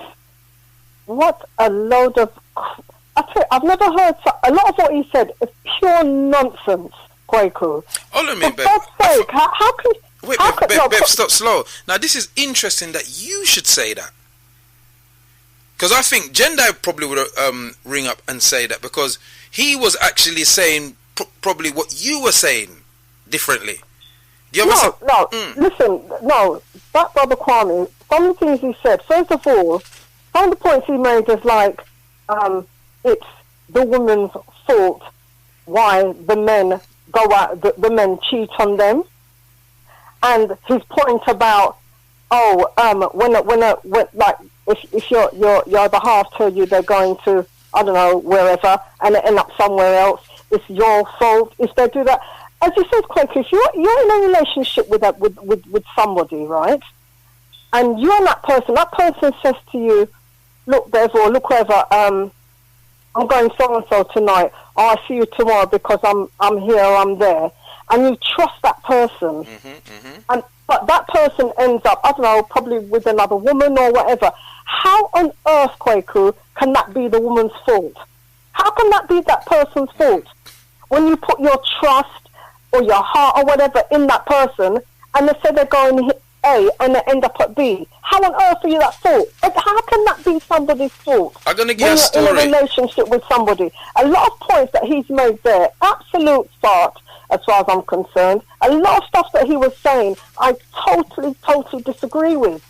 Totally disagree with a lot of what he was saying. Load of rubbish. Yeah, I couldn't work that one out. Why would it be me as a man who cheat? Well, them say cheat, so them say cheat. But I would say I have relationships, yeah. But them said, you know, for Kawina the West people say it's cheat, yeah. But me, a man who cheat, yeah. The woman like me like the woman. I make the woman feel comfortable. I say to the woman, yeah, I'm going there. I'm going out with them man there or right. Yeah. The woman's into me, innit? So she trusts me, innit? It's a good thing that she trusts me, but I have just betrayed that trust. So how is it? Yeah, how is it hurtful? That's what I couldn't get with him. I got how is it hurtful? And then he must say the woman. No, but then the next thing he said, the woman's supposed to know where her man is at all times. Who knows where they? What? So we've got to be tagged. Yeah. I mean, that's that. I mean, I love Kwame down to the bone and thing like that. He does come up with, you know, with some good. But I think on this thing here, he's not. But then again, he's never been a man who do that. So he's what women would say. He's a good man. He's a man. He's just one woman, and that's it for him. But I'm gonna tell you something here. This is a true story, and there's a friend of ours we used to go to college with from youth, yeah, and they there with this guy for years. She there with him. And when she and the girl them would sit down and talk, she always knew where her man there. Always know where him there. If him say him was here, this is where. If him say him down at that, my man yard him dead. She could, if him say him go out, I'm going to watch 3 o'clock in the morning, when she could phone him, yeah, da. What did happen? Years later, after their children, the man was a batty man. And the man, his best friend, was his boyfriend. Whoever somebody said the man who was in best man, I ain't wedding. The man who she used to, I'm sure with her friend, she can, anyway, him tell her, she said, him always the my man, boom, boom, boom, boom. Never know. And then him come out and tell her. You understand what I say? So, you know, it's 6 or 1/2 dozen of the other. You understand what I say? I'm not saying that my actions are correct. You understand what I'm saying? I'm not saying, I'm not justifying myself. I'm just saying that's how it is. That's the way all right, I'm just trying to be truthful and honest. Yeah, it's a situation that is a personal situation as well as it's a situation for our community because it happens all the time. Yeah, nobody want to talk. Every click the pocket, it happens quite quickly. You know, my point as well. You see, a lot of these men that cheat. I mean, as I say, women do it as well. But these men that cheat, that have children, have daughters of teenage years or whatever. How do they feel, or how would they feel if their daughter come home to them and say, "Oh, you know what, mummy, you know what, daddy." So they bring home a young man and say, "Oh, mum and dad is so and so." They've been seeing that person for X amount of time, and their daughter come home and says, "You know what, mum or dad, so and so's been cheating on me," and da. But that father is one of them men that go out there and cheat and play around the place. How would they feel for their daughter? Well, how would that make them feel? I'm going to tell you something from now, yeah? I will sit down with my daughters, them, and I will tell them, and my big daughters have done that, my little daughter, them now, where they're growing up, but when they go, I will tell them how this thing here run. Don't think that you're the only one. Yeah? Don't think that you're the only one. We're living in a society where, boy, boom, yeah, you're outnumbering the man them. Remember, so, look what you black women have to go through, Bev. Right? Let's say there a portion of black man that's married. Then you got a portion of black man them that's married to other races of people. Then you got a portion of black man them that's dead early. Yeah, depend on drugs, whatever the case may be. Then you have another portion of black man locked up in a jail. Yeah? Then you have another portion of man, them a batty man. Yeah? What do you women have to work with? What's left? Women are sharing man anyway. Yeah? There are women that know men are married and they still have a relationship with them. You know that. Do you follow what I'm saying to you? Knowing that the man's married. But they're willing to have that because they can't find a man out there that unless they're going to go, on the other side of town. You understand what I'm saying? I know that. I know that. And maybe in antiquity, our ancestors, remember, we as African people, there's nobody older than us on this planet. We've been here for hundreds and thousands of years. Yeah? So we would have come in these conundrums and we would have worked our way around it. Do you understand me? Just like the societies in Africa where the women them have more than one husband. That's like legitimate. The man them don't have a problem with it because they grow in that society. And because they end up to be more men than they are women. And two of them now deal with the Batman thing. You understand me I say? And the development of the culture, as Gender explained earlier. Because what happens is we always bring it down to the base, the sex and this. It's always that. It's not about the family. About growing the families up together.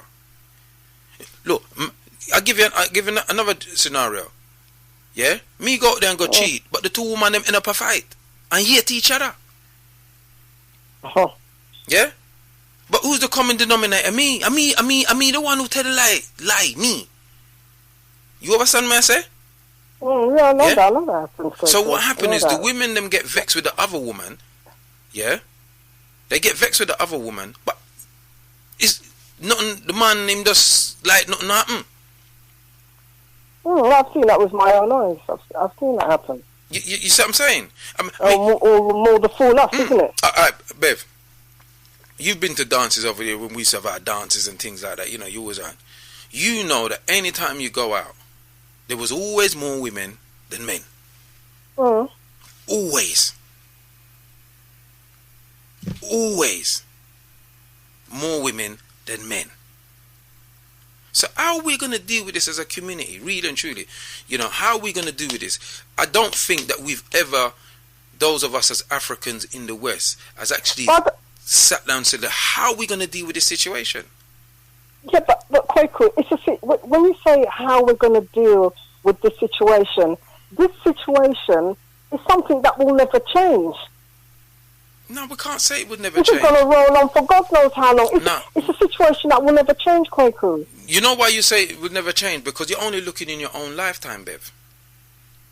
I think that's what we do with a lot of problems that we have as African people. We look in our own lifetime. I got to sit down with my daughter and tell them how this thing run. Yeah? You understand what I'm saying? I got to sit down with them and tell them how this thing run. And tell them this is how the old man's been and re-tay-tay. I'm not proud of that. Well, that's what I was saying to you. How would they feel if their daughters came home and said to them, look, mummy, or look, daddy, you come home upset or whatever because of this cheating thing? That's what I'm saying, Kwaku. Yeah, but you have to prepare them for that. See, Bev, when we were growing up, our parents didn't talk to us about nothing. Well, I know mine didn't. And the majority of us, they didn't sit us down and talk to us about stuff.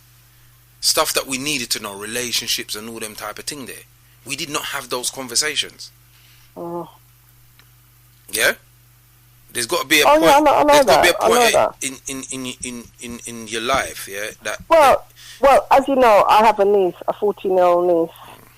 And we sit down, I sit down, my mum sit down, and we talk. So we just tell her we say, look, Ebony, we just tell her the truth of how things are now. Yes, sir.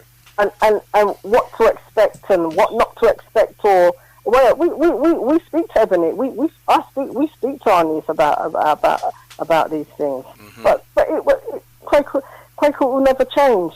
I'm not just speaking about through, I don't know, my own circumstances or relationships or whatever. But Quaker will never change. I'm going to tell you why I disagree one with thing you. I do know. Mm-hmm.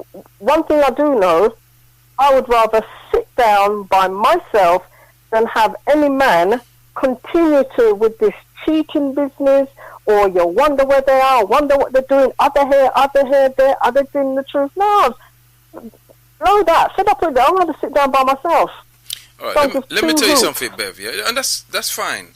But let me explain something to you. Whenever I have conversations with our people about particular scenarios and things, you know, we're just having a conversation about relationships today, and I hear the word, it will never change. It tells me that that person has not studied our story. Because how old do you think you will live to, Bev? Sorry? How old do you think you could live to?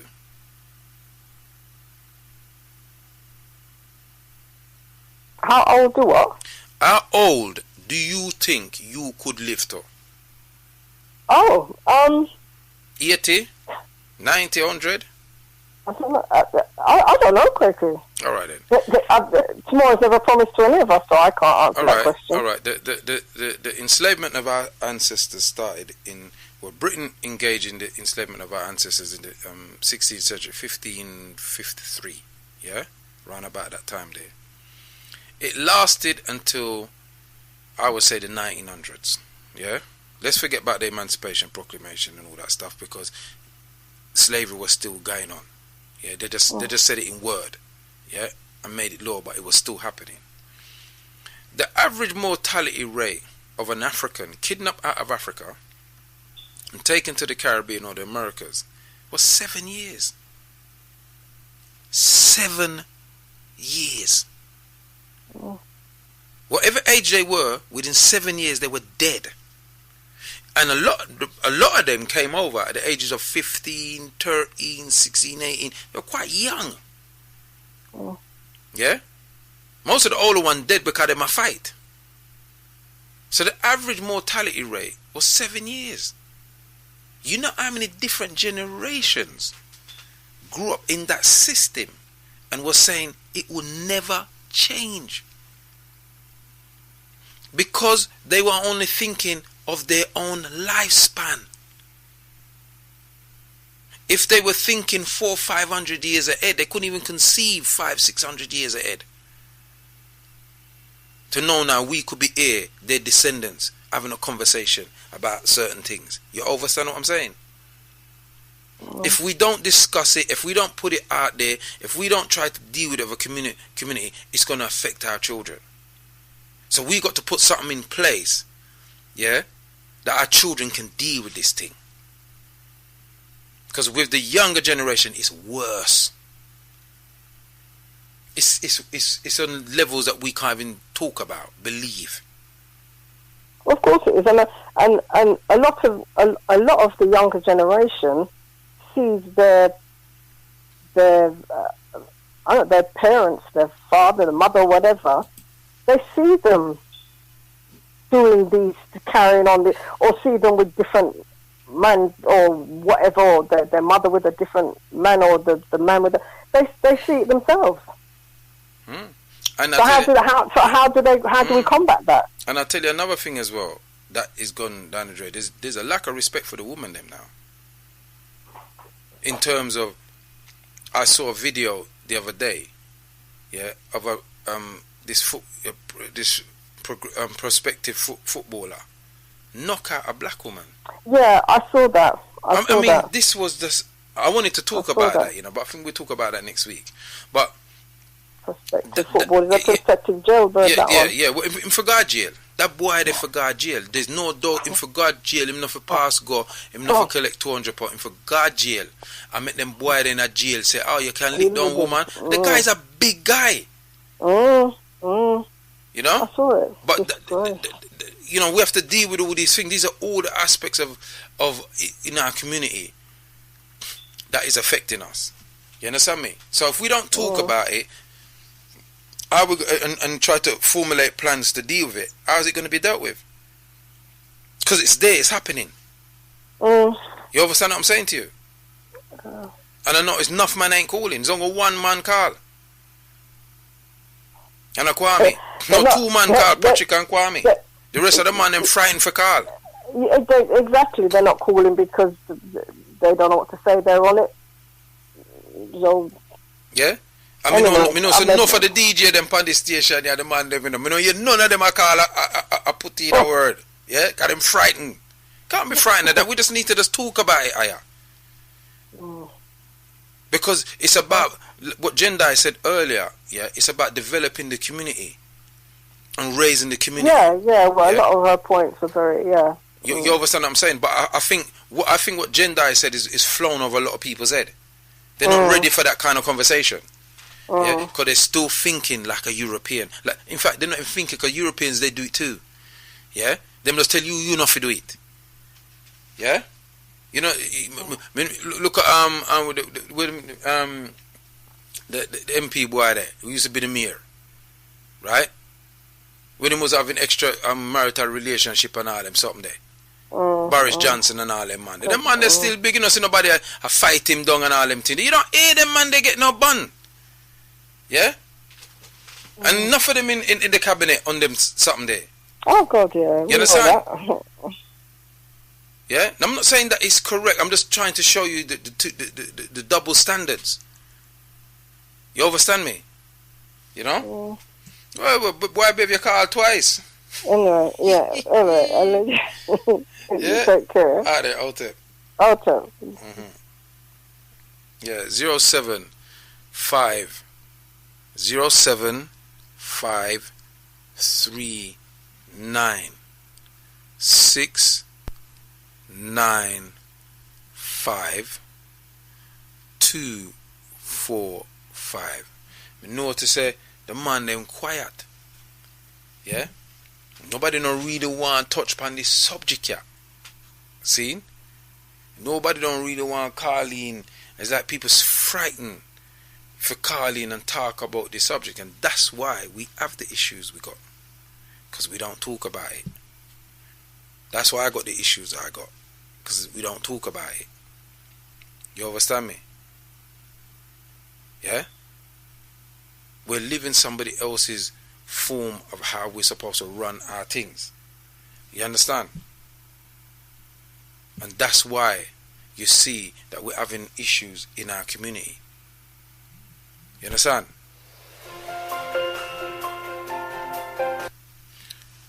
Altek Caller, what's your name and where you're calling from? Hi, I'm Berchak, recording the show, and I like your show. I didn't want to, I'm not going to intervene on black issues, but you talk about relationship and things because it interested me. I'm one of those people. Now, they always highlight the black community as, yes, they have this and that. No, it happens in every other community as well. It happens in our Turkish community a lot as well. Polygamy, you know about polygamy, divorce and things, because I watch Turkish programs, and it happens a lot in our Turkish community where one man goes out with one woman, has two children, they can't get along, so they so the man gets calls in a stepmother. And basically what happens with those two children, when they get called the stepmother's not going to be like her actual mother. So everything gets messed up. And even it happens in England, but none of our stations can talk about it because it's always entertainment. And it happens in our community a lot as well. It happens in the Asian community, it happens in other communities, but it's starting to happen in our Turkish community a lot of issues. And even teenage pregnancies happen in the Turkish community. Have it with one man and then just throw it away. Have it and where do those children grow up? In the state. And what happens when the state looks after them is not going to be like their mom and dad. Sometimes six children to thing in a care home, and what happens to that child when it grows up? It might not even come out good, because in the care home they could get abused, they could get hurt, they could get all kinds of things happen to them. Some of those children become gay. Some of those Turkish children can become gang members or pimps or thingy. But none of these things get swept under the carpet. I tried to highlight this on the mainstream stations. They can't think of us. So it's good that you're highlighting relationships and things on the black community. It's good that you're highlighting, because none of the mainstreams, they don't want to talk about these things. They want to sweep it under the carpet. As long as your children keeps killing one another, it's good for business. It's good to them to privatize the prisons. It's good for them to do this kind of thing, because they love this Turk on Turk crime, black on Turk crime, and Turk on black. They love it. Don't you understand? They love all right, Berjak. I think you're going off. Enjoy it. Yeah. All right, Berjak. Give thanks for that. Enjoy Yeah. it. Give thanks Bye. for that. Yeah. All right then. Nice one. Yeah. Bye. All right. Bye. Yeah, because I know some of you was probably saying, "Well, Berjak, you can cut him off and all them things," but at least he calls and makes a point. He don't run and hide. Yeah. Behind their phones and behind their fingers, sit down there laughing and saying, "Boy, I'm cooling, because we need to just man up on this and talk about it. Maybe what we need to do is have a public debate about it, yeah, as African people, and how we're going to deal with this whole polygamy thing. And I think, we're doing it anyway. It's happening. It's not like it ain't happening. You understand me? And it's having an effect in our community. So how are we going to deal with it? How do we expect to deal with it? Are we going to try and ignore it like it nagwan? Let's hear your views. I want to hear your views. I don't really want to hear my views. Yeah? I want to hear your views. And I'd rather you call in, to be quite honest. You can send your text still, 07539 695 245. You're in tune to Nubian Forum People's Talk Show, live here on the Rock 926.com. You see, I knew this subject here would be a subject that I was quite surprised about the amount of women that called in, to be quite honest, to tell you the truth. Yeah, and I'm glad that the women called in. I would like more women to call in, because I know a lot of women listen to the show, and give your aspect of how you think it's the best way for us to deal with this. Because, Bev, lover as I do, yeah, made a point. She goes, "Oh, we'd never change, it would never change." I think that's a defeatist kind of thing, really, to say that it would never change. It ain't gonna change if we don't make a move to change it. OTEP caller, what's your name and where you're calling from? Turn your radio down in the background, please. Oh, caller hang up.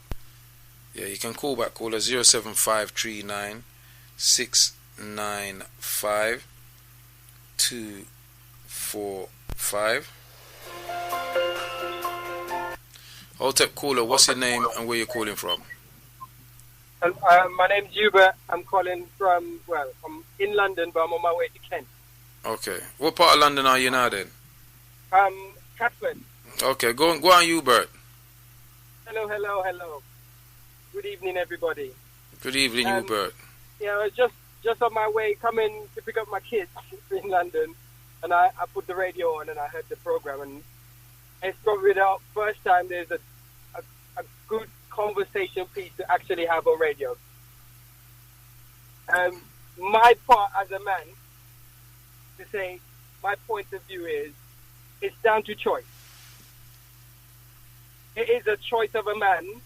If you want to choose, I would say I'm a Bible following man, but I'm not.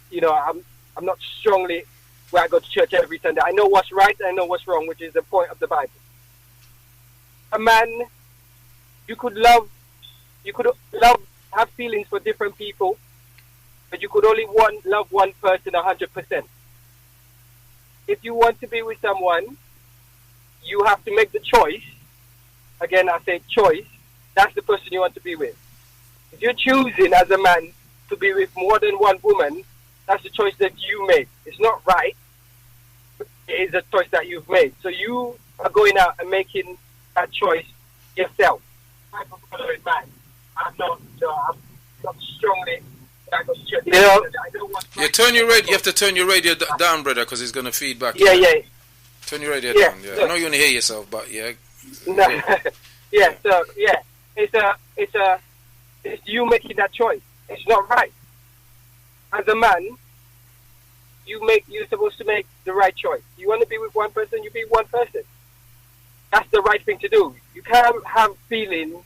You could have feelings for more than one person, but you're not giving them 100%. You're giving them some. They don't really love that person. If you love someone, you would, because as the first lady spoke, I think it was Bev, she was saying, you know, you're embarrassing. You could embarrass somebody. That's an emotion, you know, that it hurts. You could embarrass somebody really, really badly. All right, then. You know what, Hubert? Hubert, I agree with I agree with your sentiments about the hurt and things like that. I totally agree with you that. But you said something that I found. You said you're a Bible following man. Am I correct? Yeah. Well, when I say Bible, I believe it. I grew up as a child where they used to take me. I went to church every Sunday. I don't do it as much now, but you believed in the Bible. Taught me. Yeah, it taught me the important part of the Bible is what's good and what's bad, what's wrong, what's right. That is the point of a Bible. Okay, all right then. You know that Moses had 2 wives, yeah? Yeah. Yeah? Yeah. You know David did have more than 1 wife. Yeah. Solomon. Yeah. And you know the list goes on. But you said it's wrong. So was it wrong for them to do it then? Because God never. No. In the one second, beloved. 1 second. Yeah. Don't even bother dig no more ditch deeper than you dig already. Don't say we live in a different time. Because if we live in a different time, then none of what that says, including what you agree with, matters. Do you follow what I'm saying to you? Yeah. Yeah. And then if we go to Genesis, yeah, where we talk about the creation story, and after God create everything and the earth and all the thing and the fullness within and the animals and thing and him say empty, and God turned to God's partner, and God said to the partner, say, well, let us make man, let us create he them male and female, yeah. Let us make them in our likeness, yeah. God created man and woman and say, go and multiply and replenish the land. Never say how much man and woman it make there. Is later on now them tell you in the next Genesis 2 now when them talk about God make Adam and Eve. You see me I deal with? Yeah. So right. You know, you got all these different characters in the Bible that had more than 1 wife, and God didn't see a problem with it. Right. So if you're a Bible believer and God didn't see a problem with it, why should you, who is a Bible believer, see a problem with it? Now, right. I'm just asking. What the point is, as I said, right and wrong. That is the point. If you're going to there's a correct way to do it and an incorrect way to do it. Is that what you're saying? Exactly. I take your point. Exactly. So the act is not wrong. Are you saying is the act's not wrong, but it's the way that you do the act that is wrong? Yeah. If you and the thing is, you make the choice as a person. As a person, you have to know. Okay, do I think as a person? I don't think, that's just me. Mm-hmm. I think it's not right. That's just me, because I want to give my partner 100%. And you're correct in your thought. Exactly. That's the choice I've made. Mm. But I feel if I choose to have another woman, I meet people every day. I work with hundreds of women. I see them every day. I meet nice people. You know what I mean? But you have to make a grown-up decision and say, this is the person I have chosen. I'm not going to look somewhere else. I've chosen this person. I want to build a future, a family. You know, I want to have children where I could teach my children the right way to do things. You know, you are one man. So let me ask you a question. Yeah. What about the cultures that promotes polygamy and it Now, works? yeah, that's an important thing because we have all different cultures, but we have men now using that as an excuse.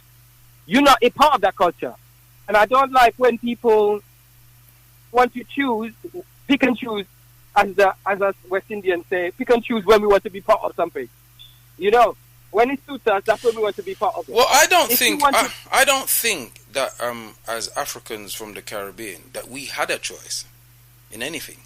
I think we're just living after the aftermath, right, of a very traumatic experience in the history of African people in the Caribbean. So it's not that you have a choice. You're just trying to work your way through choices that was made for you by force. You're living somebody else's lifestyle or their definition of how it should be. Yeah. Yeah? And let's face it, all groups, this is not just I'm dealing with us as African people, but this is all groups have this issue. Yeah? I don't think it's only a black man thing where black man is there with his wife and he's out there. You know, white man's doing it, yellow man is doing it, and brown man is doing it. You understand what I'm saying to you? Yeah? So this is just not a black thing, so to speak. But I'm just speaking about it as an African man. Yeah. Within, and that's another thing. It's like we live in a time now. You have a lot of people are educated. You know a lot of stuff. Why you want to follow other people? Make your own path. This is the thing.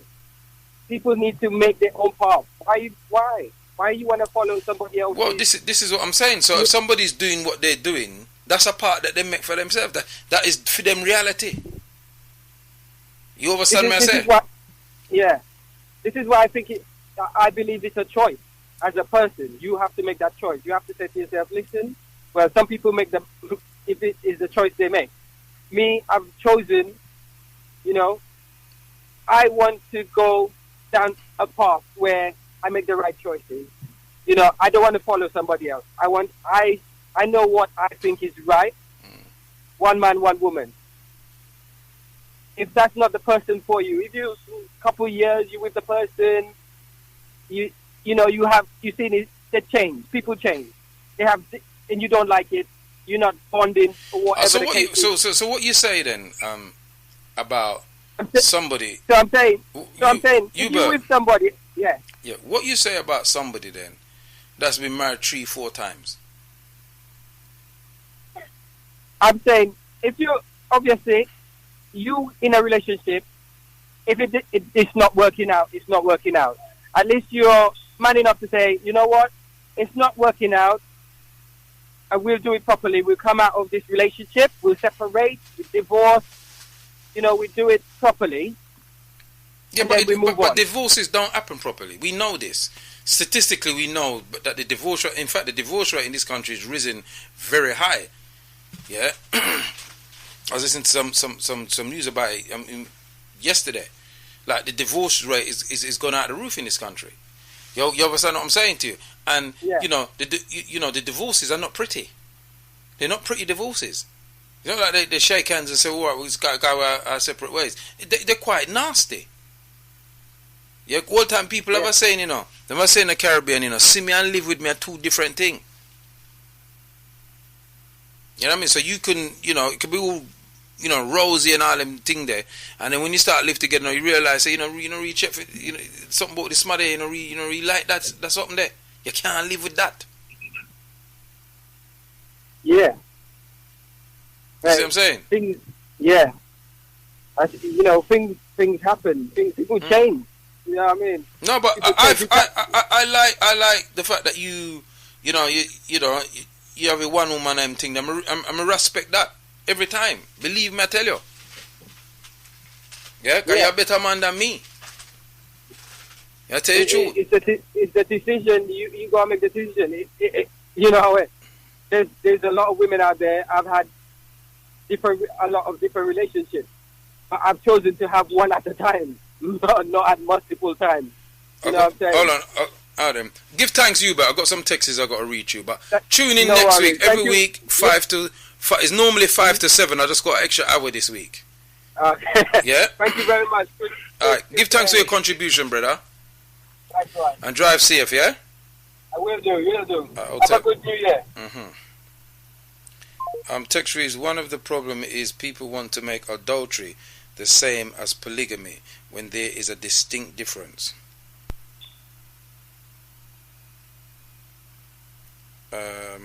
Text reads, this is a topic that needs to be addressed. The sister from Bristol made some valid points. We need to be open about this as it's rife in our community.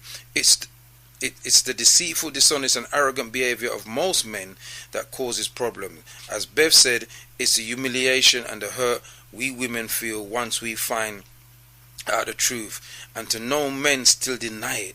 Men let women know if and when you cheat, so women can decide if they want to stay with Uno or not. What is annoying that these same men with more than one woman get vexed and even violent when they discover their woman was seeing another man. That is the hypocrisy I can't take. Men and women who have multiple partners, let those involved know, so it's out there. Simple. Old tap. 332. Invite Destiny said that.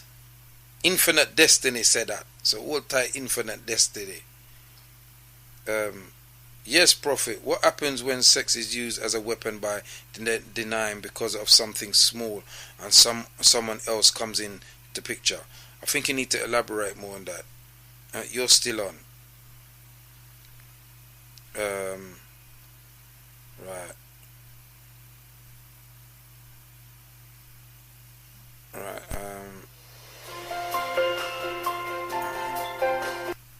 Tech caller, what's your name and where you calling from?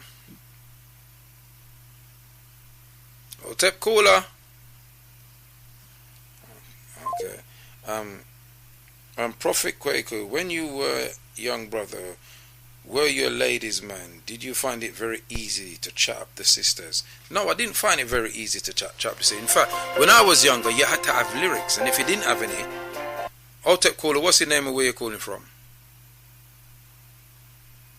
Caller? Yeah. You know, right, yes, call me again, right? Call me. Right. What we need to do, right, is that we need to discourage, right, this thing that it can never change. Of course it can change, like you said, of course it can change, right? But for me, what's important is that probably some of the youth, I'm talking about the teens, some of them are probably gone. But those that are coming behind them, right, and this is what's important to have in schools, we need to teach the people them, right, from a very, very young age, right, that, black love is important. Why is it important? Because it's a revolutionary, spiritual, and cultural act of defiance against white supremacy. 2, right, we have to teach the children them, right, that when you marry somebody, right, or particularly when you marry somebody, right, it's all about, you and them. It's all about you or her. It's about the pity them. It's about the thereafter and the thereafter. You know what I'm saying? Right? And also we have to, instill in the children from a young age, right, that marriage is about nation building. Right? What I said is so true. Nation building. A lot of black men are on that tip. Because they see, I don't know what they see marriage as, man. But for me, right, when I got married, I saw my marriage, right, as part of the nation building and reproductive and race thingy process. You get me? That's what I'm saying. I'm hearing you. Right? So for me, that's what we're going to inculcate in our children, man. right? And it can be broken. This thing about, the reason why you have a lot of, men doing what they're doing, because they don't know any better. They don't know any better. And we're not seeing proper examples out there, right? But if you teach our young children, right, that ideally, right, it's good to be one person. But if you want to marry 2, 3, that's what it is. But ideally, man, right, procreate with just one woman, or 4, 5, 6 people with her, right? That's the ideal situation, right? And that's part of the nation building agenda. But if you want to have 2, 3 women, wives, that's what it is, man.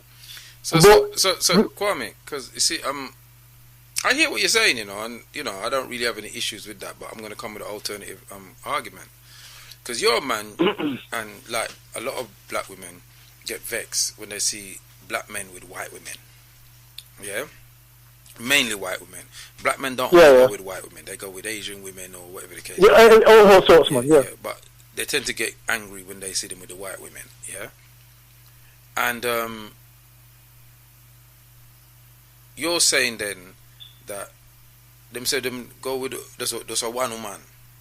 No, what I said. So, no, hold on a second. No. No, hold on a minute. Hold on a minute, brother. Okay. Brother, hold on a second.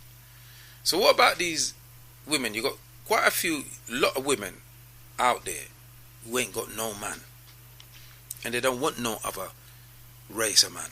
They just want their own African man. Yeah, but the men them are taken. What about them women? What I would advise to them, right, is don't see the UK as the be all end all. Go to Africa, go to the Caribbean. There's man there. Right, I watched the video, right? Well, I know a few women that's been to those places and bring man back, and it ain't been a happy story. Well, I can't decide for anyone, but there has been happy stories. Yeah. So I'm just putting that out there. Brother. Yeah. I mean that's the option. In the next 3 minutes, I'm going to bring another twist to this old thing. Yeah, because I don't think I've been waiting to see if anybody comes up with it, but I ain't heard nobody come with it yet. And I've been sitting here waiting for somebody else to come with this kind of other, theory. Yeah, but nobody has. So I'm quite interested to find out. Yeah.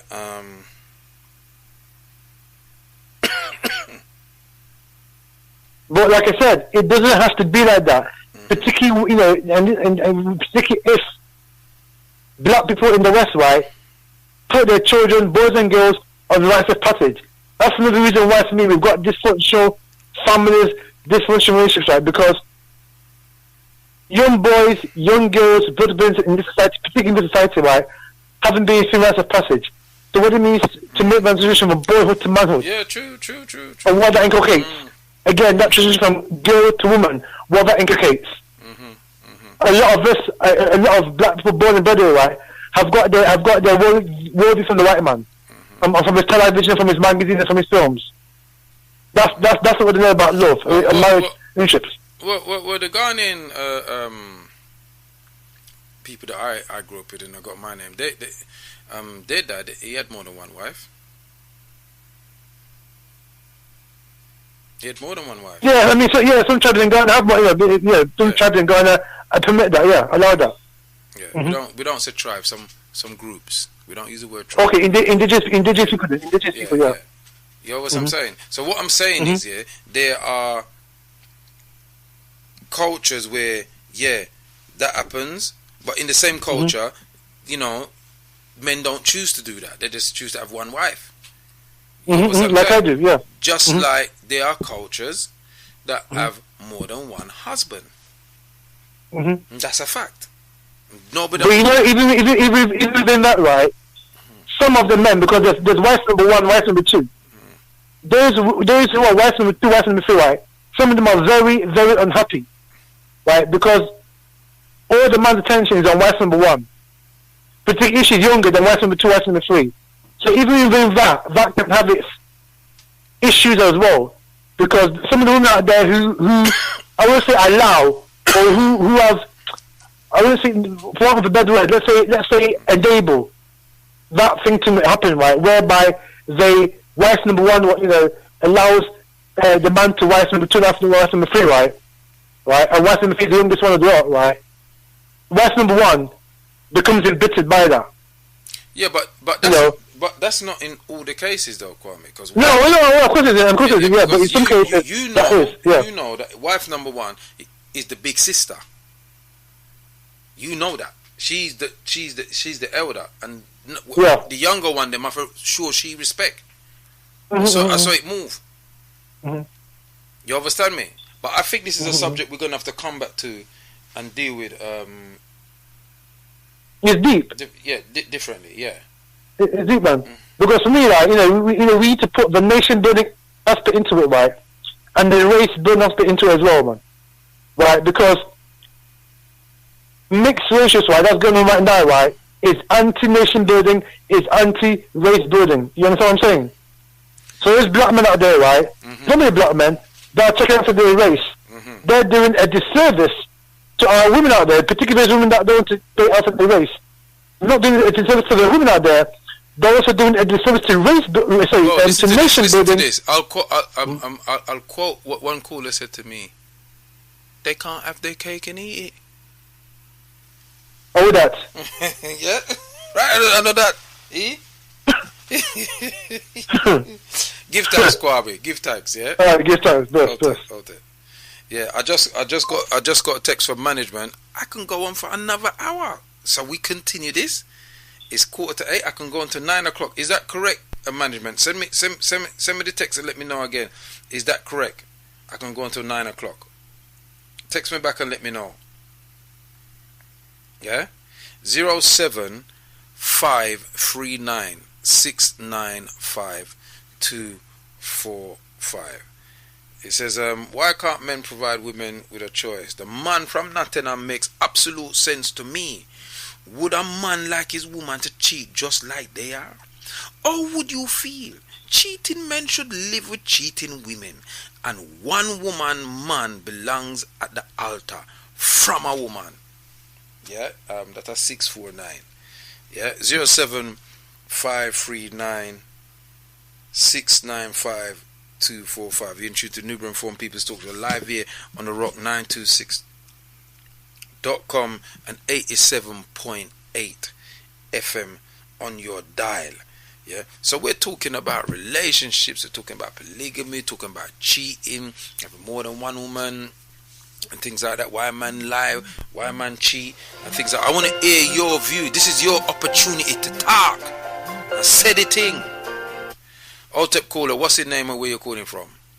Boy, Kwaku, I never know you was the sticky wicket man. Well, I'll back the ball into the long grass. Yeah, man. Yeah, man. It's a subject that me not really. Me not hear most pilot them deal with this subject here, you know, really and truly. And it's a delicate subject, you know what I mean? And it's a subject that people have to talk. We have to talk about the thing, Paul. I mean, no. So well, you have to wonder. You have to wonder. That the reason when you get your bike stolen. You know them say what go around come around. You know. Man, thief my bike in a room. They ain't better talk about that, Rasta. Cause I'm vexed about that. Listen, Bob. Don't worry about your bike, man. Don't worry about your bike because it won't know. You know, we always look at it from one point, but there could have been another point, you know. The ancestors might have made him take the bike because there might have been a truck waiting for you down the road, bro. You see this? You know what I mean? Yeah, possible. Come and love riding my bike, do you know, Paul? I know, but it's just a bike. Like I said, it's only a bike rider can over around circumference, radius, hectagon, triangle, parallelogram stand. How I feel about losing my bike. I know, man. I know. Because when I'm riding my bike, you know, it's just a feeling. I can't even explain it. I love it. Yeah, no, bro. Me ride bike as well. But I'm saying to you, man, it's like, you know, people get killed on their bike, bro. But people get killed all around the place, man. Yeah, but what I'm saying, everything happens for a reason. You know what I mean? I said so. It might have been a blessing in disguise, you know. You know what I mean? Remember Gary Mason? Remember Gary Mason? Yeah, I remember Gary Mason. Yeah. Nice guy as well, you know, Gary Mason. Yeah, man. So I mean, I ride a bike as well, but everything's for a reason, bro. You have to look on both sides of the thing. So we're going to talk about the subject before I tell you get on your bike. I had to throw that one in there, man. You just have to laugh, you see? Brother, you know, in truth, right? How long you been listening to the show? Because I know sometimes you ain't been listening to the show from the beginning. So I want to know from when you've been listening to the show. We are, man. Stop your nonsense, man. You know you diss me upon the ear, you know, P. You know, come in on time. Hey, we come in. It's you always late, man. We are talking about you. Me early this week, man. We are talking about. You know, see management, I'll throw me an extra hour and say, go on with that Kwaku. No, good. That's all great, man. That's all great. Go on. So what you say? Because I know so you have nothing to say. You know, you was all talking, yeah. I was thinking of this, bro. You know what I was thinking of, right?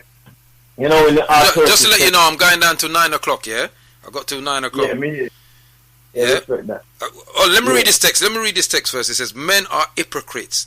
They would cheat but would dump the woman if she did it too. Give us the damn choice to stay or leave. Yeah, CHA. God, I love it. Come on, I want more texts. Send your texts in. I don't care. I'll read them out. Yeah, 07539695245. Brother Paul. Yeah, let me see what man got said. Yeah. Anyway, you know, Dr. Abu used to say, he said, for a while, he used to say about this sexual energy, man. He used to talk about this sexual energy, and I didn't fully understand what am I talking about, really, tell the truth. But when I started reflecting on it, right, where I used to have my business in Walthamstow, yeah, there was next door to it, there was a sauna. You know them sauna places, yeah, where they dressed up as sauna, yeah. And true, so when I come there first, yeah, and I didn't really know what it was. You know what I mean? Because it said sauna on the air door, and I've never been in one of them. I've never had to use one of them, and I didn't recognize what it was. But anyway, when I start clocking and people start explaining to me what I want, yeah, guess what the major men used to go in that place? Guess what men used to go in that place the most? Married men. Huh? Married men. No. Well, I don't know if they were married or not. But most of the men used to go in that place were Asian men, yeah? And Albanian men, right? And after I've been there for 5 years, let's say about 5 years, I didn't even realize they had a back entrance. Yeah, now, I would assume they were married men. Because what they used to do is park their car up on the back of the road there and sneak in the back, yeah? Big cars, brother! Some big cars. And it just fascinated me, man. It really just fascinated me because I thought I knew most things. And then I recognised that, the men like nighttime come like 11, 12 o'clock used to turn up there. So I just had to think to myself, because I've never really had to do them things. I've never been involved in them things. But, not to judge, but to watch and observe, and then when you look again, right, we talk about like arranged marriages and all these sort of things, yeah?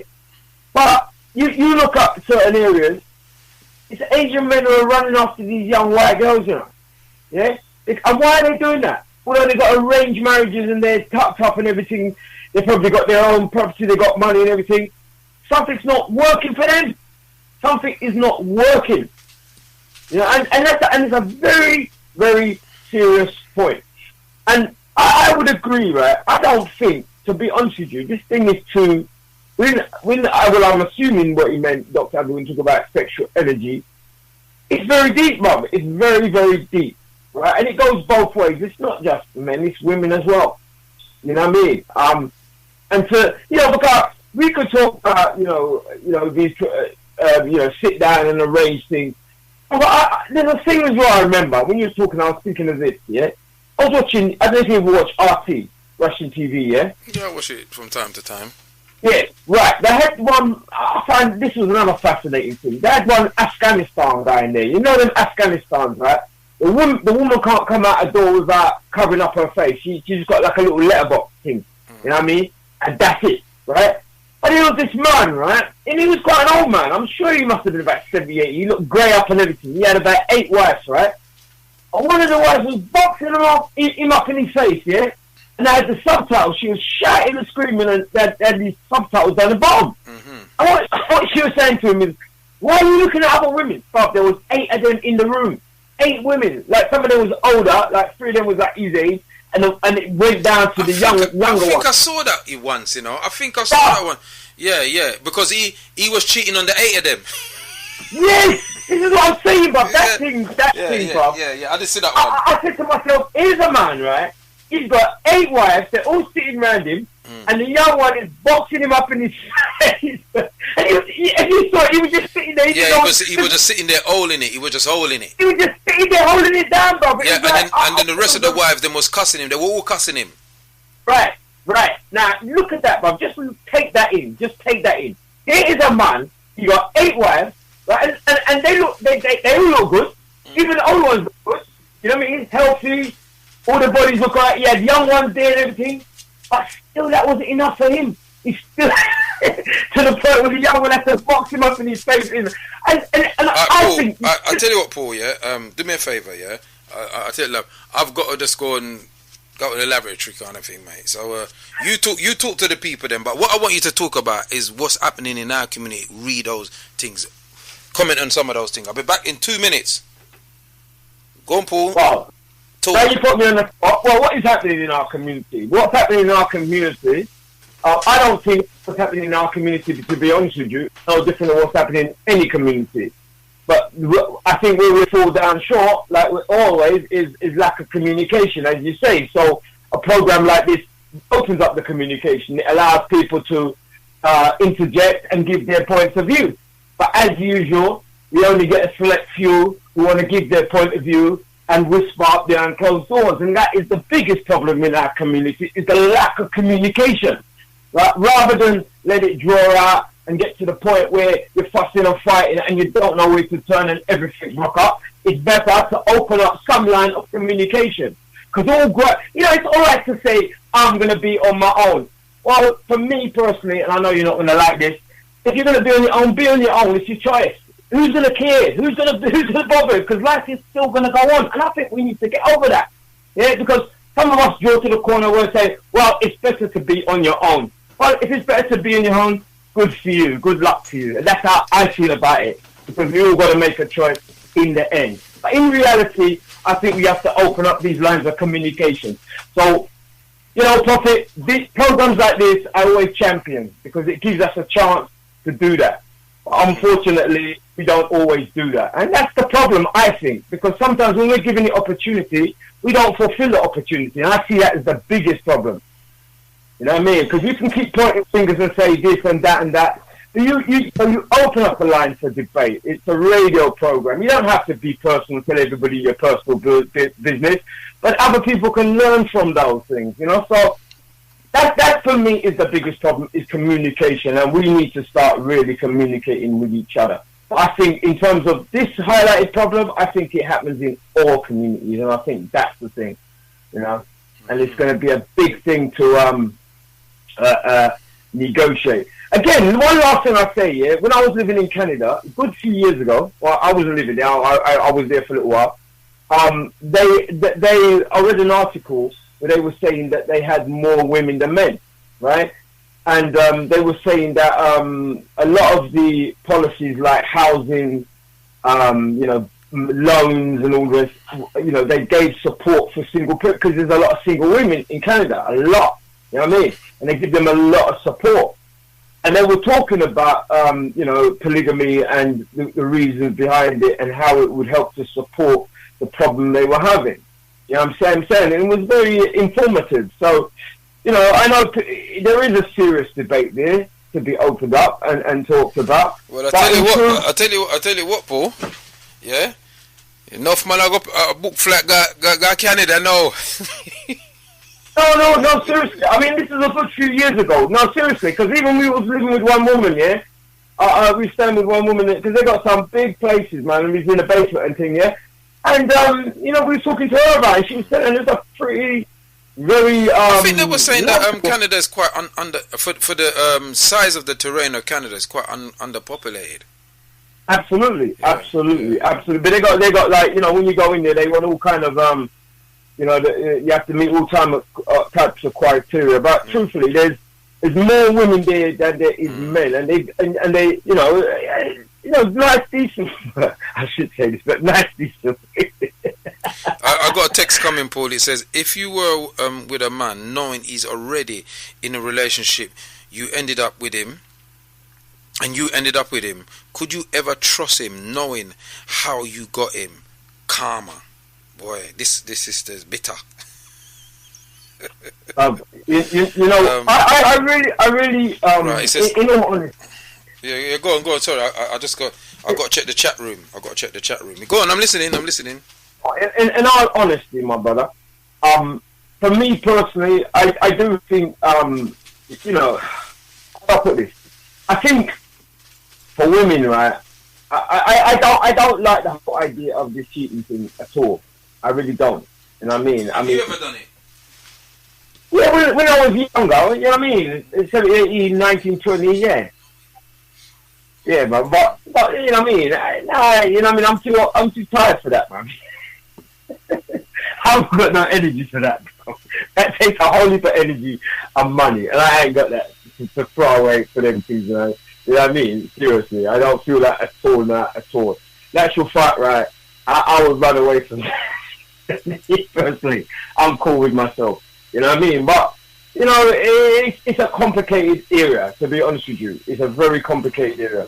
You know what I mean? And I don't think there's one answer to it. But at the end of the day, you know, leaving bad feelings and all kind of madness behind ain't no good for anybody, to be honest with you. Mm-hmm. You know what I mean? It's dysfunctional. And that's how I see it, really. You know what I mean? Because it leaves a lot of heartache and a lot of nonsense. You know what I'm saying? And that's the problem, really. Well, I got some information in the chat room, and it says, if it was innocent, then they should all know about each other from the start. Yeah, that's a point. It says maybe men just don't think. You were brought into this world by a woman, so why the need to disrespect? And Lady Blessed G said, greetings, Prophet Kwaku. Yeah, give thanks. I said, welcome to our chat room. I had a DJ room about that, yeah. Yeah, well, brother, oh man, I personally can't see this thing stopping. I can't see it stopping, brother. Like I said to you, I can't see how. You know what I mean? It won't. It won't. Like I said, my business was next to one of them places, and the amount of men used to go in there shocked me, bro. Shocked me. 24/7. All kind of man. Full up in that place. So, and you know, for them to come them from a night and have to park up them car and do them, you know what I mean? That's, you know, I look at them up. Yeah, bro, I think you know, and some nice guys. Mind you, me never ever go in any of them places. Me never do that type of thing there yet, you know. No prostitute and no massage parlor business. Me never do them thing there yet. Well, it's not. Well, you know, it's just not the massage parlor where I go on, all kind of thing going there. But hear what now? Some of the girls now, when I get talking to some, there's another thing, brother. What shocked me out of my life. When I get talking to some of the gal them, all kind of gal there, black, white, all kind of, yeah. Some of them was telling me, right, that their man did not know, bro. They had a man, and they did not know what they were doing. And I said to them, what? I said, what? Hold on a minute. Hold on. You come here and you hear the whole day, right, saying yourself, and your man don't know. But that thing, right, I tell you about, I was in trauma for weeks. And he does never ask you where you work or nothing like that. And one of them said, yeah, I'm a good liar. I'm a very good liar. Others worked in all kind of places like childcare home, all kind of places, man. Some of them work, and they do that on a private side. That opened my eyes to enough. So, you know what I mean? You know, women can phone up and say that, but trust me, they were working in there for part-time money, and their man did not have a clue that they were there selling themselves. Trust me. So that's the reality of this life. So when I'm watching all that now, I'm saying to myself, my good Lord, look what's going on in this poison fish bowl. It's real, bro. Wow. So, you know what I mean? Make sure you speak to your woman nicely.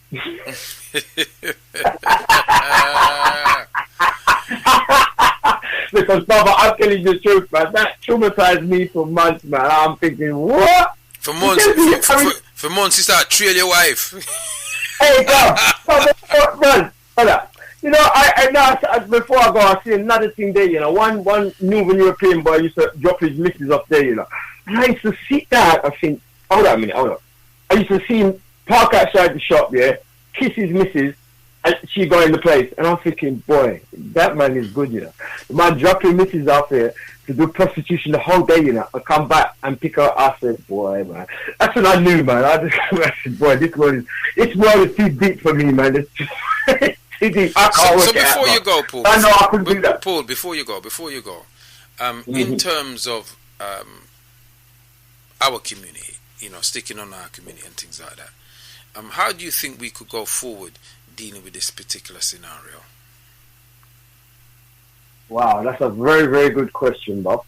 A very, very good question, which I haven't got the answers for, brother. I really haven't got the answers for, because in truth, I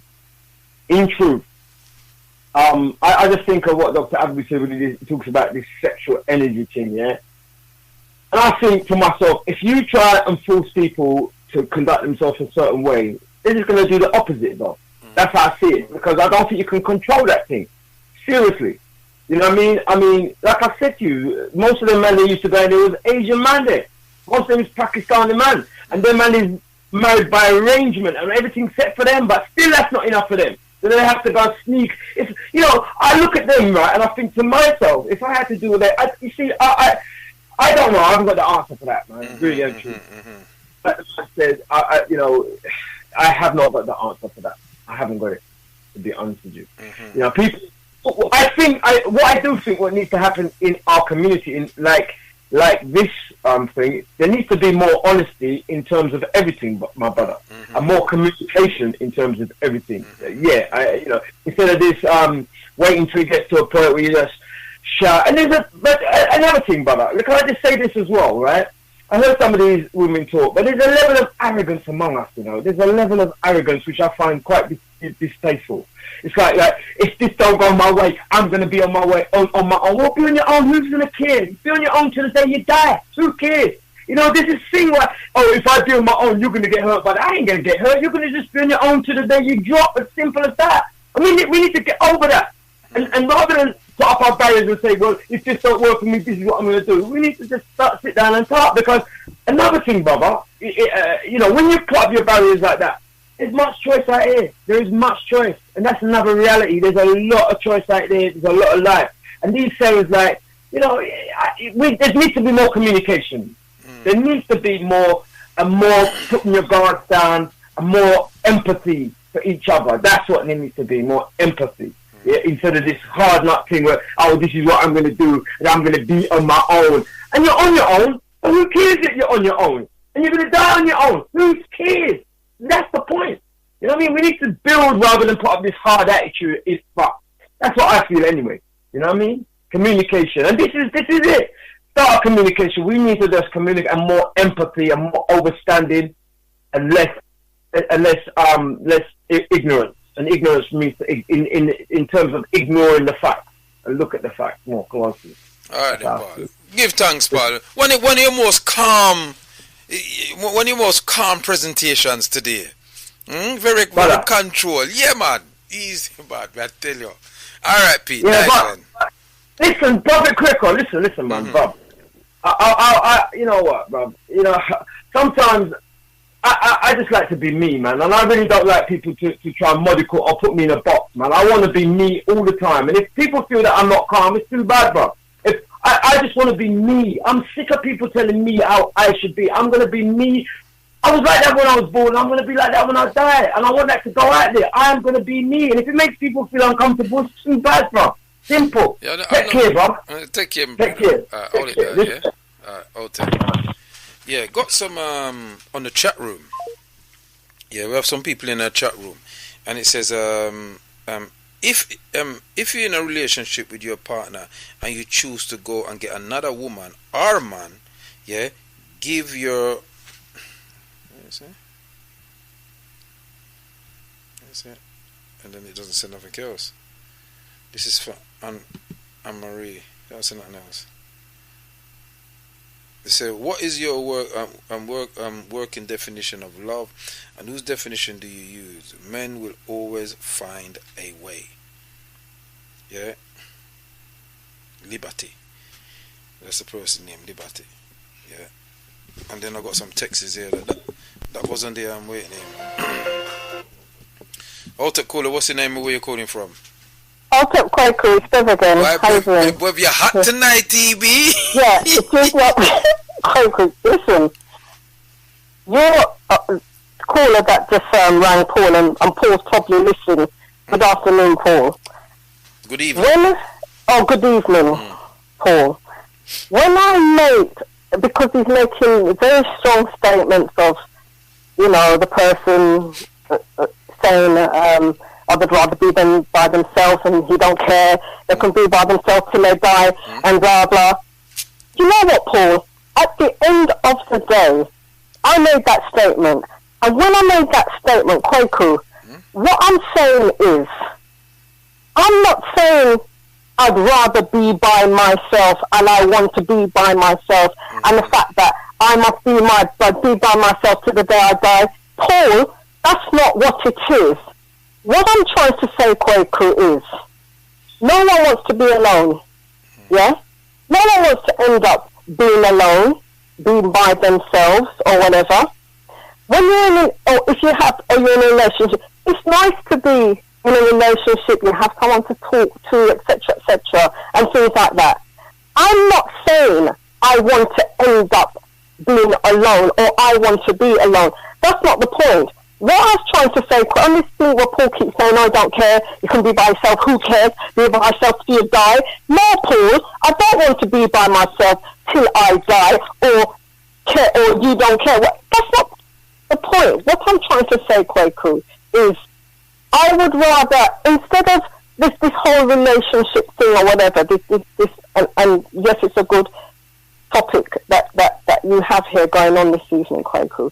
What I'm saying is, and my time in life, my age, my time in life, the headache that we have in a lot of these relationships, and what I was trying to say is, I would rather, instead of, Kwaku, there's a lot of all this, you're with someone and certain things happen to you, and you sit down there and you're thinking, I wonder if John's saying going so-and-so tonight, I wonder if that's where he really is, or you go through stuff with people and you lose the trust or whatever. What I was trying to say is, instead of sitting down there having headache,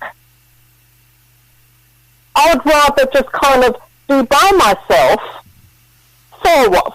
Just for a little bit, and not have that all those worries going on. It's not a point of me wanting to be by myself and sit there till I die, and who cares? That's not what it is, Kwaku, wondering about who cares. I'm not, it's not my thing. I don't want anybody to care or whatever, or sit down there till I die. That's not the point, Kwaku. And that's quite a harsh, sad thing to say, actually, Paul, if you're still listening. I just think it just that, and what that just shows, it just shows that there's this lack of understanding. There is a lack of care when we're trying to address this point, but someone has a point of, if you want to sit down there, you sit down there till you die. No, that's not what it's about, Kwaku. It's not about that at all. Sorry, I just have to put that bit in. No, I mean, look, I want people to express themselves, and because it shows that it shows the problems that we have in our community, and what we have to try to do to address it. You understand what I'm saying? And so I understand that. You see what I'm saying? So I don't want people to think that I'm some innocent man sitting there and like I'm far from innocent. Believe, yeah. But I had to do it because of a personal thing to me. You understand what I'm saying to you? Yeah. And I'm asking this question because I've noticed that I haven't heard this type of show on the radio. I've heard people talk about polygamy and things like that and rated, but I haven't really heard it from the point of view where we as man, I say why we do certain things and why we do it and what we're gonna do to develop ourselves to change this happening. You understand what I'm saying to you? Yeah? Because it happens in our community. It is happening, and it's all happening. It's pure cloak and dagger. Yeah. Oh yeah. You know what I mean? You know, let's not pussyfoot round the thing. Everybody, we're all at it. Yeah. Right. Like what they said in the Carry On. You know what I mean? But not everybody is at it. Nah, everybody's not at it like that. But there's a great. Oh no, it's not everyone. But yeah, there's a great proportion of the community. That's at it. I mean, look. You know, I can say for myself, yeah. All right then. Look, I see big man them like me still going out and playing in dance. Like 50-odd, 60-odd year old man, we're going down and you go dance and you see people averaging the age of 50 in a dance. And like, it's not like a one-off thing. It's like they're on this on a regular thing. You understand what I'm saying to you? Yeah, I know that. Yeah, that's not advancing the community. You understand what I'm saying? They're the big down over the Christmas. They had some big old dance down in this ministry of some place. Whip up black people down there, thousands of them. God knows how much money it must have cost us. Could you imagine what we could do with that money?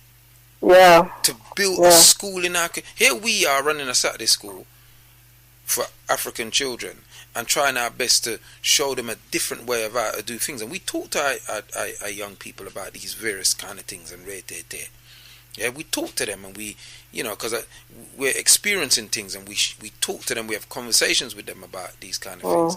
Yeah, but do we get the money from our community? I mean, is the whole community, all them, everybody that went out over the Devilmas and the Kwanzaa, right?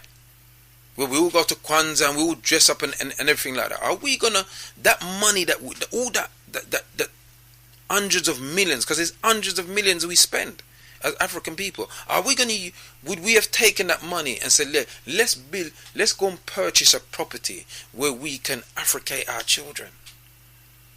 Yeah? Because everybody that went there didn't go, the only person who's laughing is the promoters. Yeah, of course. Yeah? And I'm not saying that we shouldn't go to those places. I'm just saying we need to look in ourselves. That's another issue that, you know, we need to. I'm gonna do a show on this whole issue with this whole promoting it and where's all this money going. You understand what I'm saying to you? Yeah. Because when you go to them dance, what are you really going to them? If you go into that dance, 5 of you girl go by yourself. What are you going there for? 5 men going there. If you're going there to have a sit man and dance and all them things, you never know what happens down there. You know what I mean? Kind of thing. You understand? We've been doing that from we was you. We've been doing it, yeah. You understand what I'm saying to you? You know? So I thought to myself, you know, I got to talk about this thing because this thing is rampant in our community and people are getting hurt. And I've hurt people and I apologize. You understand what I'm saying to you? Yeah? But it's going on. How are we going to deal with this thing? And the question that I asked at the top of the show was, can a man love more than one woman? Whatever this love is. You see what I'm saying? Yeah? And, you know, most of the man them that's called up are men that women would look at, see, yeah, that man is good. Paul down, I'm not doing them things there. Hubert, he wasn't on that. Kwame, him never depend that. Who was that guy again? There's one more guy that called. And all them say, no, I'm married and I don't do that. But I haven't heard anybody who's actually married and is on that play call in. And this is the thing that annoys me. You understand what I'm saying? But they're not going to call in though, Kwaku, are they? Because they're cowards, man. Yeah, they could text in. You understand what I'm saying? Because they're doing it. I'm grassing up everybody. They're at it. Yeah. Right? Yeah. And we as a community, we've got to sit down and discuss how we're going to deal with it. Because we got to think it's not about our personal selves, it's about the betterment of the children that we create in this community. Yeah. That's what it's about. We've got to put our personal feelings aside. You understand me? Because them there, what we're going to do? What we're going to do now? Them there. We still have got bitter and argue and get weak with each other and all them things that, we're going to sit down as adults and say to ourselves, listen, how are we going to deal with this? Yeah? Because quite clearly, there's feelings going on around here, innit? You feel for him feel for you, and them thing. The whole we're gonna deal with this. It's our community we're dealing with, our children. Yeah, it's really well. That's why I said the point when I made about how would they feel if their child came back and said X, Y, Z to them. There's, and as I said, Kwaku, there's situations where their children see what they do, Kwaku, because they will see their father with one woman, they will see them with another woman, and they'll. So what mindset? What are they teaching their children? That's true, Bev. But that it's right to do it. Yeah, but also, Bev. Yeah, there's another factor that we have to add in here. Yeah, is that's a bad thing in itself. Yeah, but also, what about those children that they mum and dad married and all them thing there, and mum and dad divorce.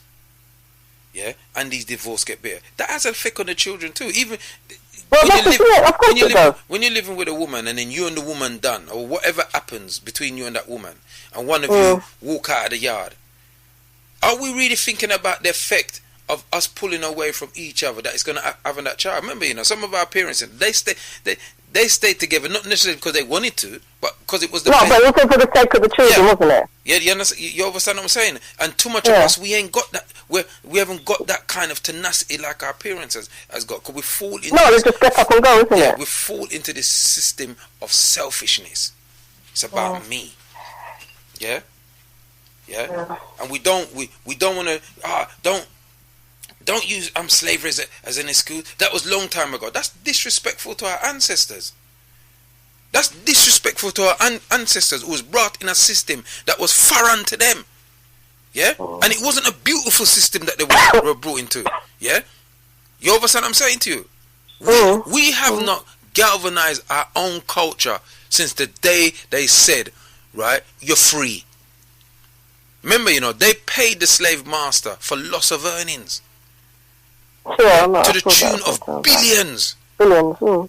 You understand what I'm saying? What did the Africans get? Nothing. They had to work an extra 5 years for free. You understand what I'm saying to you? Nothing. No buildings, no nothing. And you want to come and tell me that we're all right? And we're supposed to know better?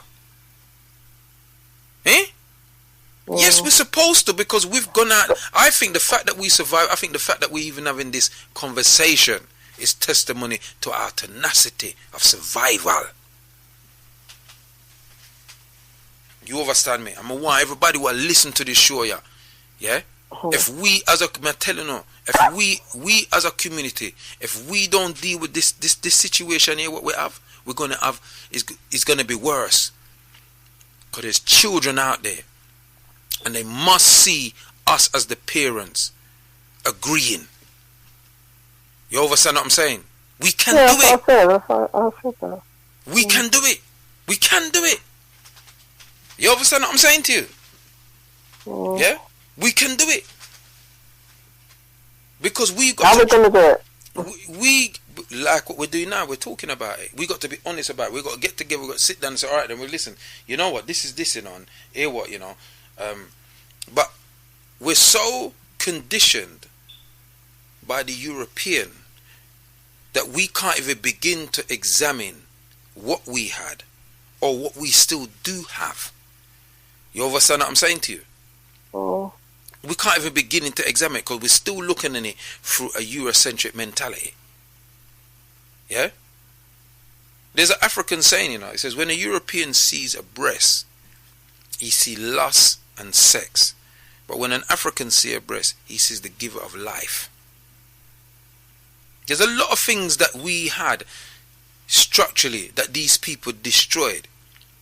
When people talk about, they stole our gold and our silver, that's nothing. That's materialism. What they stole was our blasted minds. And them still have it. And our culture.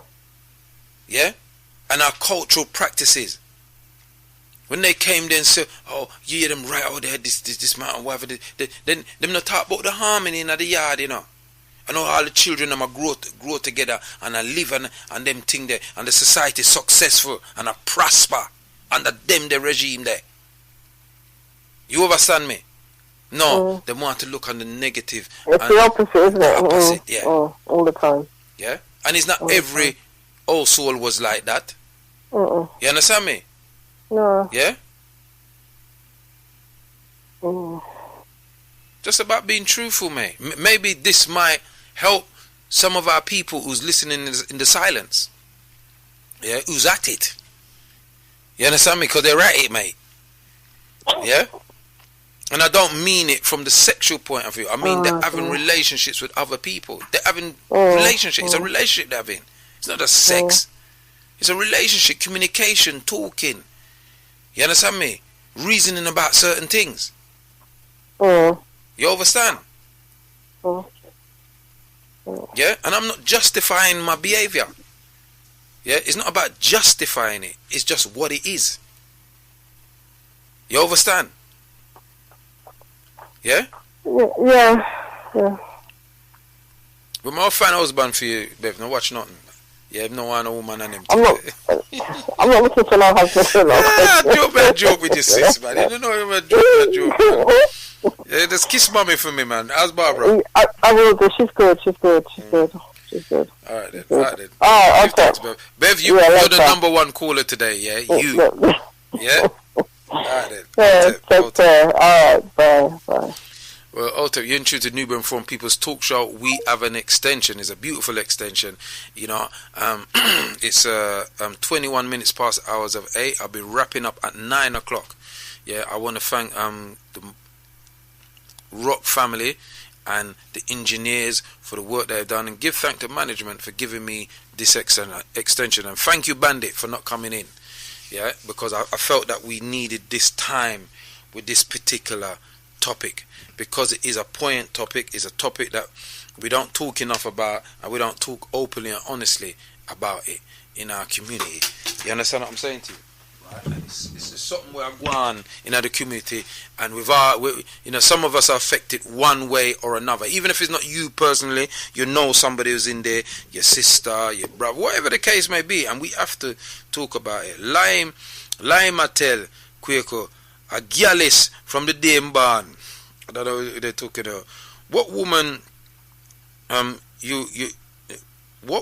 you are play mind games with now, Kwaku? We all know how you stay, and player never change.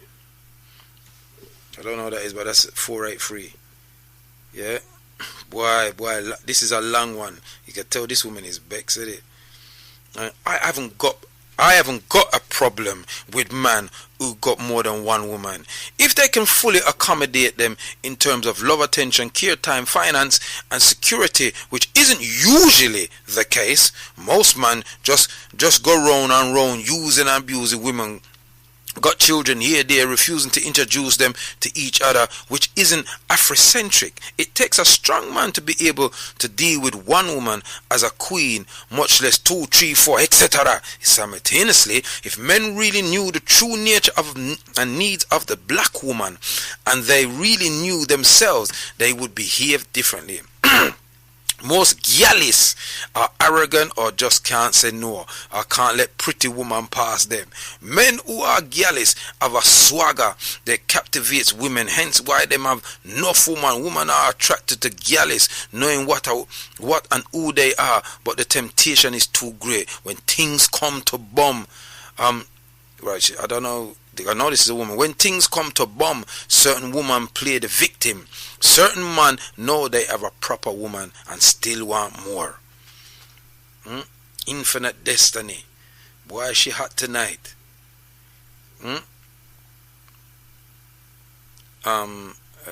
What type of sisters did you find attractive? Did you ever date a sister born in the African continent? Yes, my second child's mother was born in the African continent. Thank you.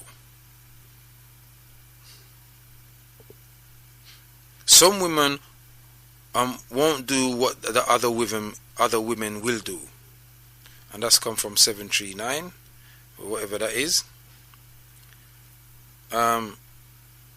You are still on profit. This key profit is this thing. What's this? Right. Right. Right. It's not about expecting men to think how women think. It's about men having the ability to be honest about their situation and their feelings. Be a man and tell a woman the situation as it is, and give her the chance to choose if she wants to.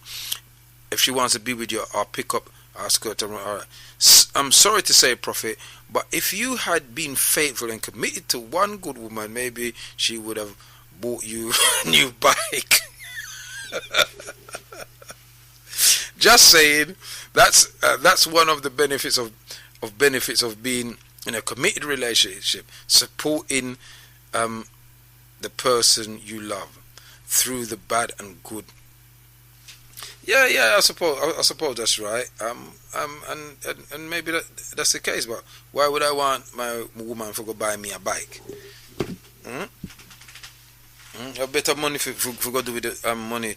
And my brethren called me and told me that he's got a bike for me. So as soon as the show finished, I don't care how late it is, Pat and come around your yard for my bike. Yeah, because I can't live without a bike. It's as simple as that. I love riding. Yeah, I mean the bike. Yeah, because I know people that think no, they kind of sure what I talk about, and when we just say I got to be careful. Yeah, 07539 695 245. Right, not bitter, just facts. I hear so many stories. It's awful. Ha ha ha ha. He's too tired. Oh, what? Oh, God, I don't know what that means. Yeah, 07. We got about 35 minutes left.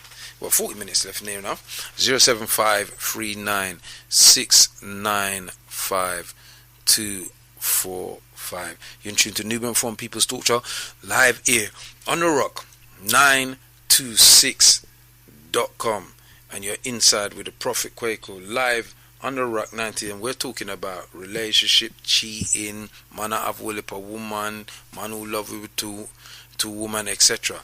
And we've had some very, very interesting calls. You know, I think the two calls that really moved me was Bev's call, first call, and Sister Jendai's call. Yeah, those two calls really kind of moved me, I must say. Yeah, another text reads, Kwaku always on the hunt for fresh prey. Please be honest with the listeners. Yeah, it would be good if you called in 843, you know, and have that 483 and have that conversation with me. Yeah. But you know, I welcome your texts and I'll read them as you send them come. 07539. Listen, look, I know I say, you know, there's people out there that have something to say regarding this particular scenario. This is your opportunity to release yourself, to let yourself free. Because you probably ain't going to get this opportunity again. It's not a subject matter that most people want to talk about. So feel free for calling and release yourself. Yeah? And even if you want to say, Prophet, you're out of order, or I don't think you should have done that, you know, it's not good, whatever the case may be, let off the steam. Because only when we talk about this will we be able to correct the behavior. If that behavior needs correcting. Yeah? You understand what I'm saying? Yeah? So 07539. Alright, can people send me texts on the actual studio number? I know you know me and everything like that, but I don't want you sending me no texts on my private text. Yeah? Send it via the Vietnam number. The above refers to the caller you spoke to earlier. He said he couldn't cheat as he's too tired. Right. So the point. Oh, so if he wasn't tired, then he probably would cheat. Then is that what we're saying? Eh? I'm interested to know. Yeah. Yes. So I'm still here, you know, and I'm saying that, look, you know, I find myself in a situation where, you know, I find myself in a conundrum. Yeah, and you know, my life really and truly, you know, me I grew up on and thing, you know, me I've had a fair crack at the whip, so to speak. Yeah, and I'm not saying that I'm totally proud of it. I'm not saying I'm gloating about it. I'm not bragging or anything. But I said earlier, there was a part of this scenario and nobody's touched on it, so I'm going to touch on it. Yeah, somebody kind of flipped on it. The sister that called, if it's Infinite Destiny, big up yourself. It would be good if you called in Infinite Destiny and had a conversation, because I'd like to hear your conversation, and I'm sure the people then would like to hear your conversation. But you touch on the point, you say most women like man who's gallus. Yeah, I wouldn't have used that definition, but that's where I was going to go with the conversation. I think women are attracted to alpha males. They like powerful men that are, and that power could be expressed in that. For example, I'm going to pick on the DJs. Yeah, we got DJs here, lots of them on this station, and they play a lot of music, and music is like an aphrodisiac, and the DJs use that aphrodisiac to attract women. Most DJs, when they're playing out, they're not playing for man, they're playing for woman. And if I'm wrong, a DJ can either do it on the text, or they can send it on the chat room and say, "Quick, or rubbish you talk," yeah, or they can be honest and say, "Is it true? We just play for the girls. It's girl business we deal with. A woman we play for." You know what I mean? And most man, that's what they do. Most DJs that play sound, they're playing for women. They're not playing for man. They're playing for woman. They're playing for the woman. That's who they're playing for. They're playing for woman. Yeah, and because music is a kind of aphrodisiac, and I used to have a sound, me and my brethren, yeah, right, old dog, yeah, and young pop, yeah, and when we play at the girls, we play for, yeah, and the women them did like that because you're popular and things like that, surround the sound and them follow you and things like that, and sometimes you didn't have to go and check no woman come check you. You understand what I'm saying to you? And so even when you tell them, say, "Yeah, boy, I'm a woman," say, "I didn't ask you for a woman, I told you I like you."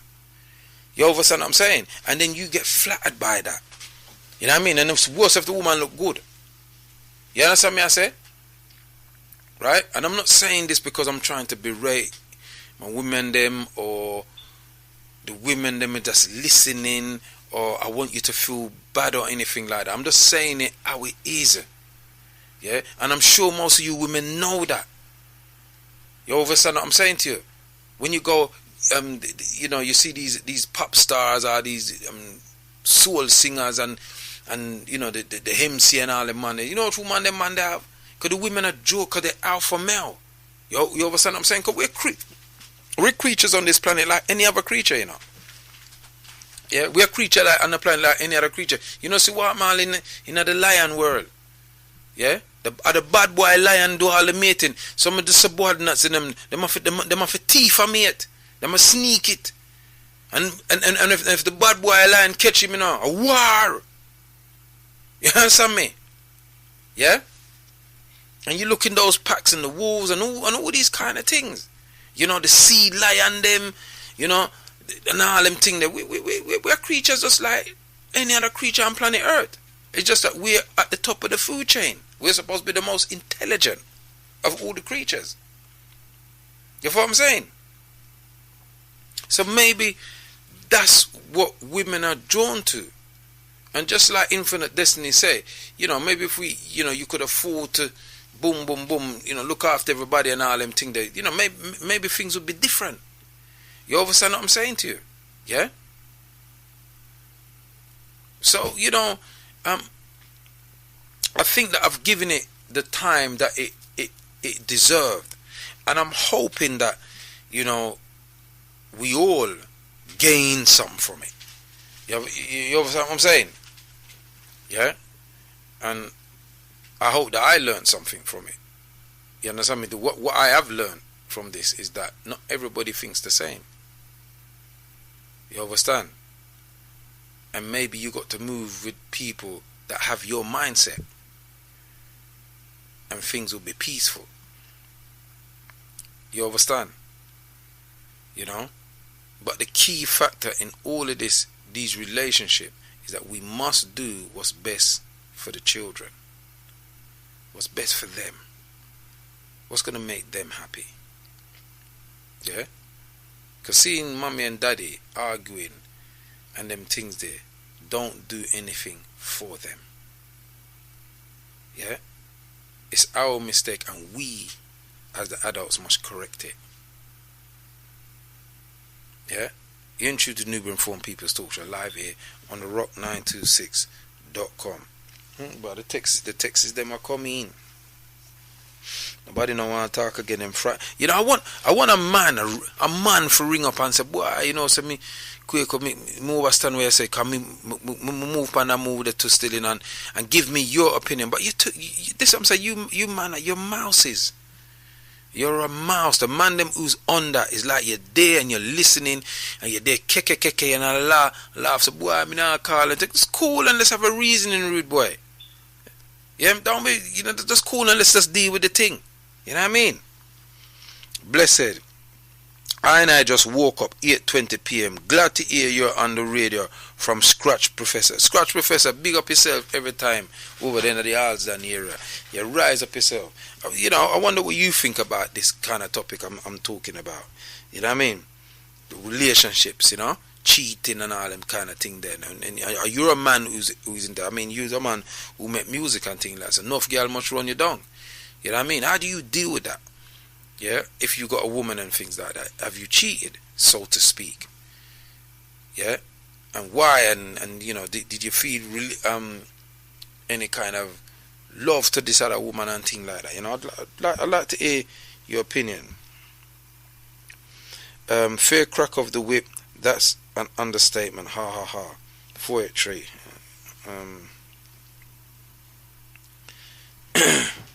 Yes, alpha males. They got game. They usually find themselves intentionally or unintentionally as bare woman. Women are drawn to them, the power, the lyrics, the thrills, the passion, etc. I wish you would call in, you know, and come and chat to me, you know. Yeah, I met the people them hear you. Greetings, Prophet. I agree with Kwame, as your instincts and your gut and what you know you deserve will give you clear clues, but they ignore it for whatever reason, and does not need a man to say he care about. If he does, he does not need to say she will know. But they are open even though the signs are there. Great show. 812. I don't think I made much sense of that, but give thanks for your input. 812. Yeah. 07539695245. Just want to send apologies out to everybody who normally listens to Bandit Show. You know, he normally comes with some sweet soul music and things like that, but unfortunately Bandit is not about today for whatever reason, and so I've taken up to go up until 9 o'clock. Yeah, so you know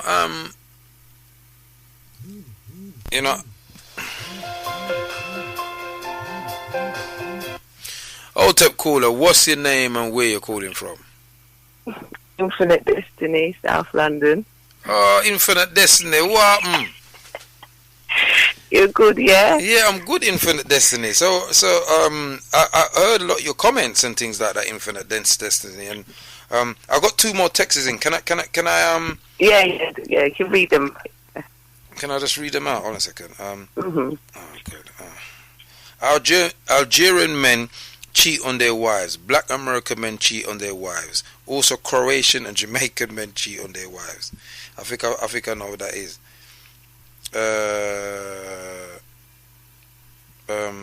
Says what part of the African continent was your child's mother? Was there any cultural differences between you and your partner? What did this person you get too friendly now? Can you please give us an overview when you were young dating other women? Why are you so interested? And who are you? Are you a man or a woman? I'm a bit suspect about that caller. Yeah, when these four types of men come.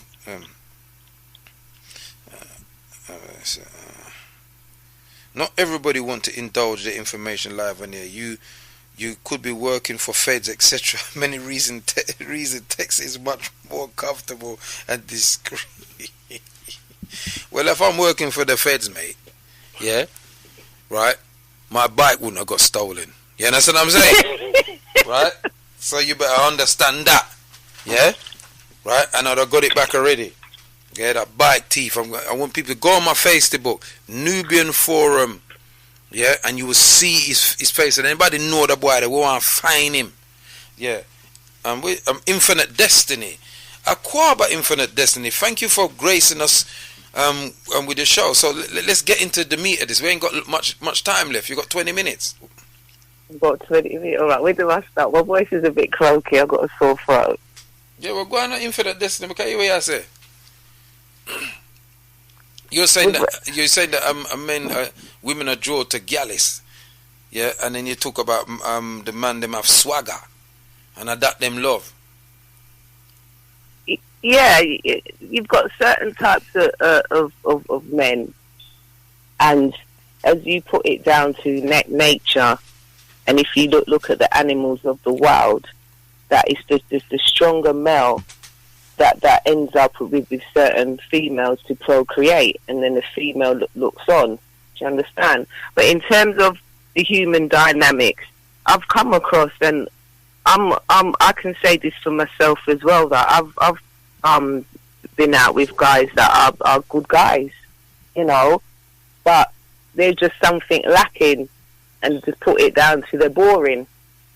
And then the guys that have got what you'd call the alpha male, that's got something about them, that's what I'm drawn to. But at the same time, I'm not the only woman that's drawn to that. There's many others.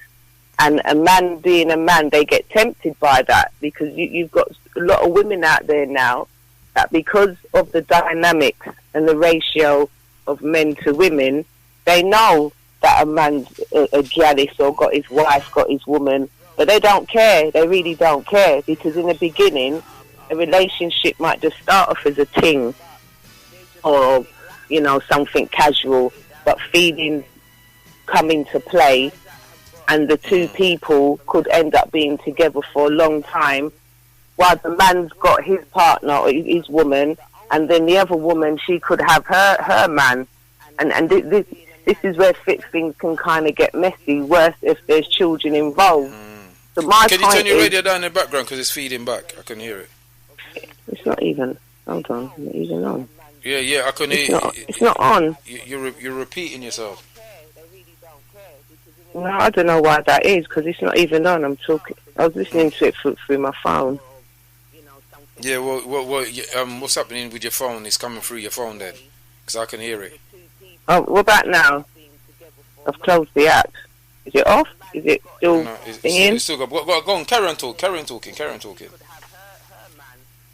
Yeah, where was I? You said a woman can have her man, and then it gets kind of messy, and worse if there's children involved. Yeah, my point is, if people are just open from the start, because as you said, look, you know, you're holding this debate and you're saying that there's a lot of men out there listening, but they just haven't got and you referred to them as alpha males, but how much of an alpha male is a male if he's not even willing to just phone up or even have this discussion out of the remit of his friends? He will sit down with his brethren and discuss it, but when it comes to his woman or on another level, he's not willing to do it. He will just deny what he's doing, and this is where the hurt, the frustration and the pain comes in, and that's what Bev was saying. So if a man was just honest from the start, and just be a man and so would you, so if there was a man that you like and he said, listen, I've got another woman, you know, but I still want to roll with you wouldn't roll with him, would you? Me personally, no, but so maybe if a woman, but see, and I'm going to talk to you as a man now, yeah. So maybe I come to you and I'm checking you and I want you, yeah, and I said, boy, I got a woman, you know, yeah, and then you say, you know why, not for do with me. So maybe I know that before. Maybe I know now she ain't the sort of woman's going to roll like that. Some of us tell lie. Yeah, but there's women out there. Sometimes we don't tell the lie. Sometimes we just ignore that actual conversation. It Yeah, doesn't you take just place. don't know. But even when a woman asks you, you still don't tell them, because remember, there's difference. It's the same way that you've got a man that will be dedicated to the one woman. It's the same way that you've got a woman that will just roll with a man, whether they got woman or not. Do you see what I'm saying? But normally, what it is, a man likes the chase. The more a woman says no, generally, is the more this man wants the woman. Really? You feel so? Yeah. One of my cousins said to me once, and you know him as well, said that sometimes the chase is better than the actual act. Yeah. Really? Yep. Wow. Well, I don't know about that. The chase is... Certain men love the chase. There's certain men, just like with nature, certain animals will just fight to the bitter end for a certain woman. Same with a man. The more a woman says no or keeps away or got a little resistance, the more a man finds it more alluring. Not every man, but certain So man. what would you say then, sis, about polygamy then?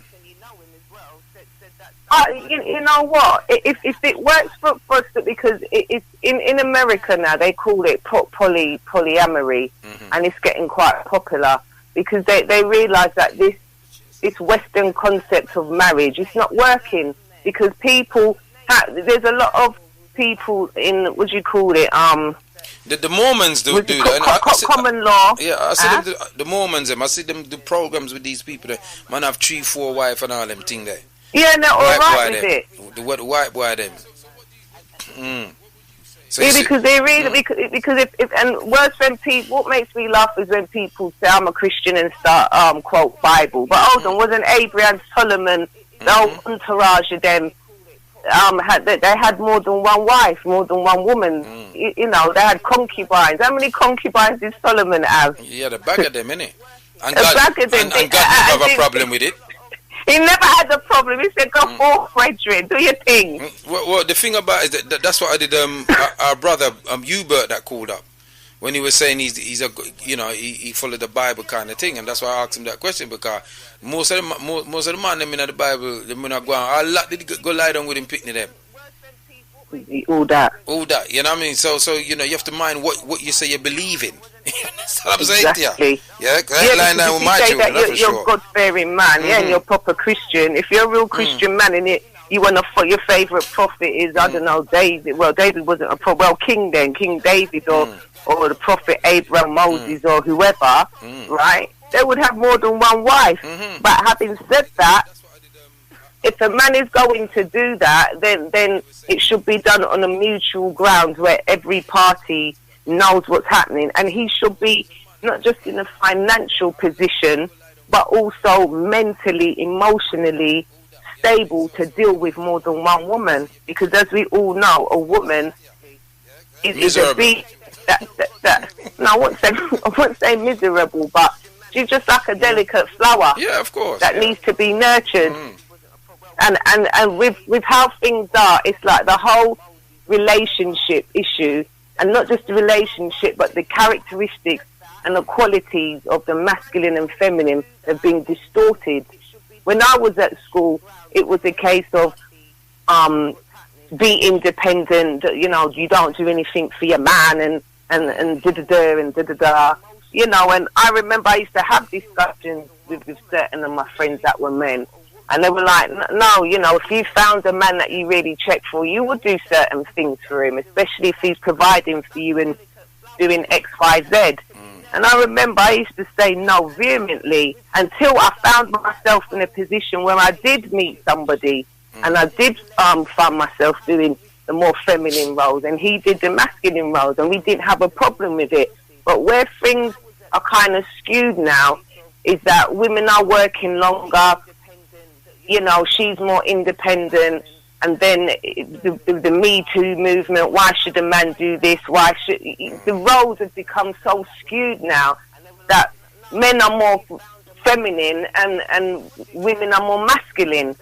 And people just generally just don't know themselves. If people knew themselves more in terms of what is for them and what is not for them, they will be able to vibrate on that frequency and thus attract people of that frequency. Because just by listening to your show today, not every man out there is into having more than one woman. Once he's found his soulmate, his lot, he's all right.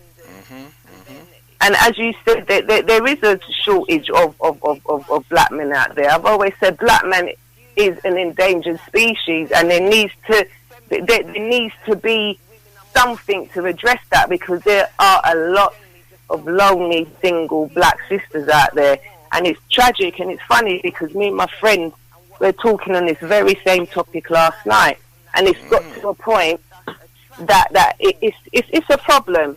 A problem. Really is a problem. So you and your friend was talking about it last night. What was he saying? What was your conclusion? But basically, it's just the same. You know, what your show's about. You know, the dynamics of what's happening. Really, give me one moment. Hold on. Well, we have a sister on here, and she's talking about. So I don't know what she's doing there, but she's just gone away for a minute. But you know, hello. Yeah. Yeah. We're just talking about the scale of the problem, and you know, meeting a man now, the stories, and the amount of lives that come out of a man's mouth. Worth, you know, as you get older in life, you find that each person has got more issues, they've got more, you know, baggage, so to speak. So there's certain things that he's doing, or even she's doing, and they don't want the person to know. You know, and if you know, they say the older you get, you're supposed to become more and more wiser, but that's not the case. That's not the case. And a lot of people up in their 40s, 50s, they've come out of long relationships, and it's like they just want to blow a bit of steam. And then you still get people caught up in the way of that. And then you've got people who want to settle down, but they can't find that person. And in the interim, they're just here, there, and everywhere. All right then, sister. What's your name again?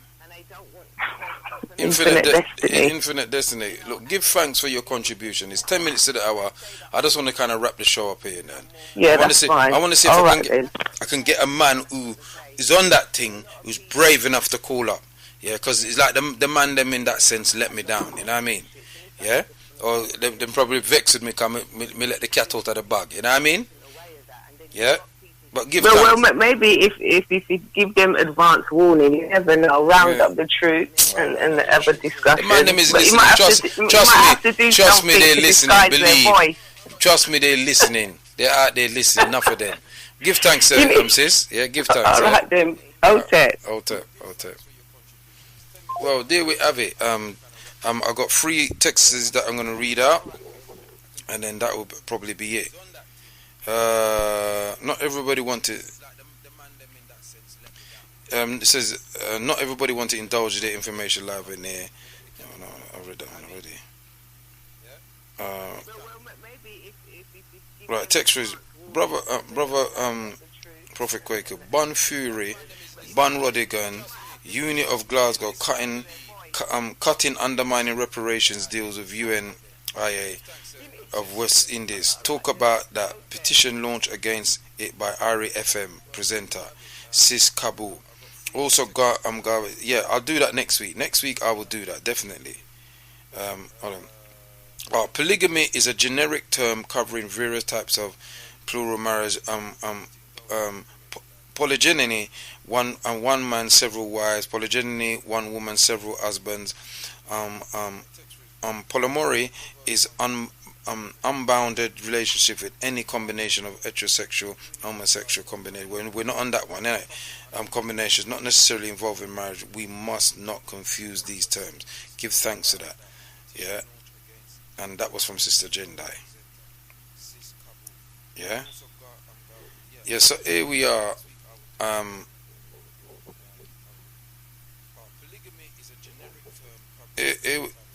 don't know what's happening there. Yeah.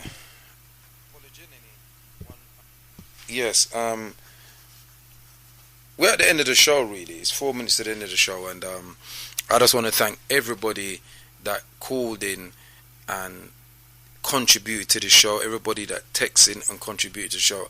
I thought it was a alright show. I don't know what you thought about it. I hope you got something out of it. I hope it helps us to our families and our various communities, yeah, and let's actually try to find a solution. I will visit this topic again, yeah, definitely, yeah. I just want to say thank you to the womb of the women them that brought life from my children them, yeah, and ankle respect and the love and the dong to the bone and the know that, yeah.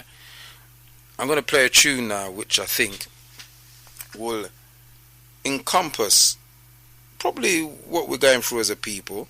It's a classic, and because Bandit is not here, I think I'll play one tune for his listeners who was looking to listen to Bandit tonight.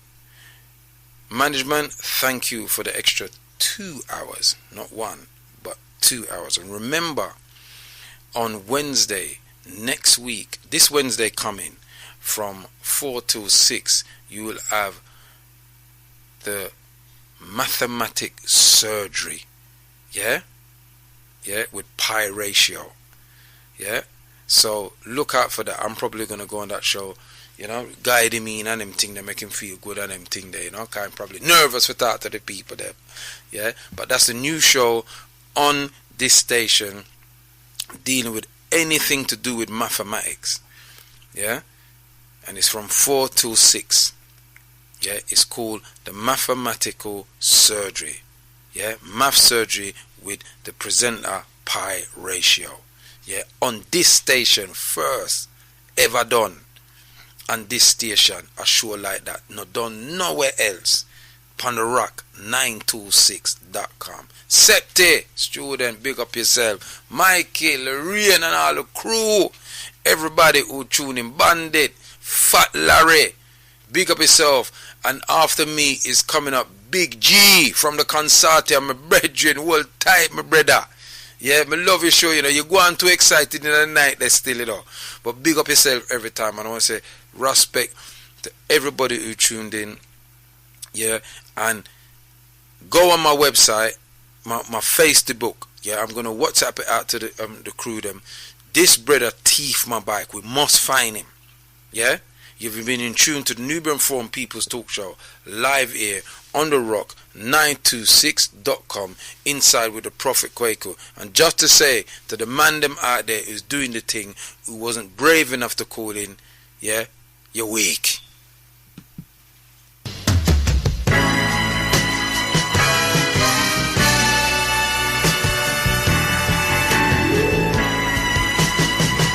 Stay tuned, stay loud to the Prophet Kwaku on the Nubian Forum People's Talk Show. Greetings, this is G Vibes and you're listening to the Prophet Kwaku, Nubian Forum. This is G Vibes and you're listening Big tune Kwaku on the Nubian Forum. Remind my old days when I used to play sound. Hold up everybody. May the ancestors guide and protect you always. I don't know.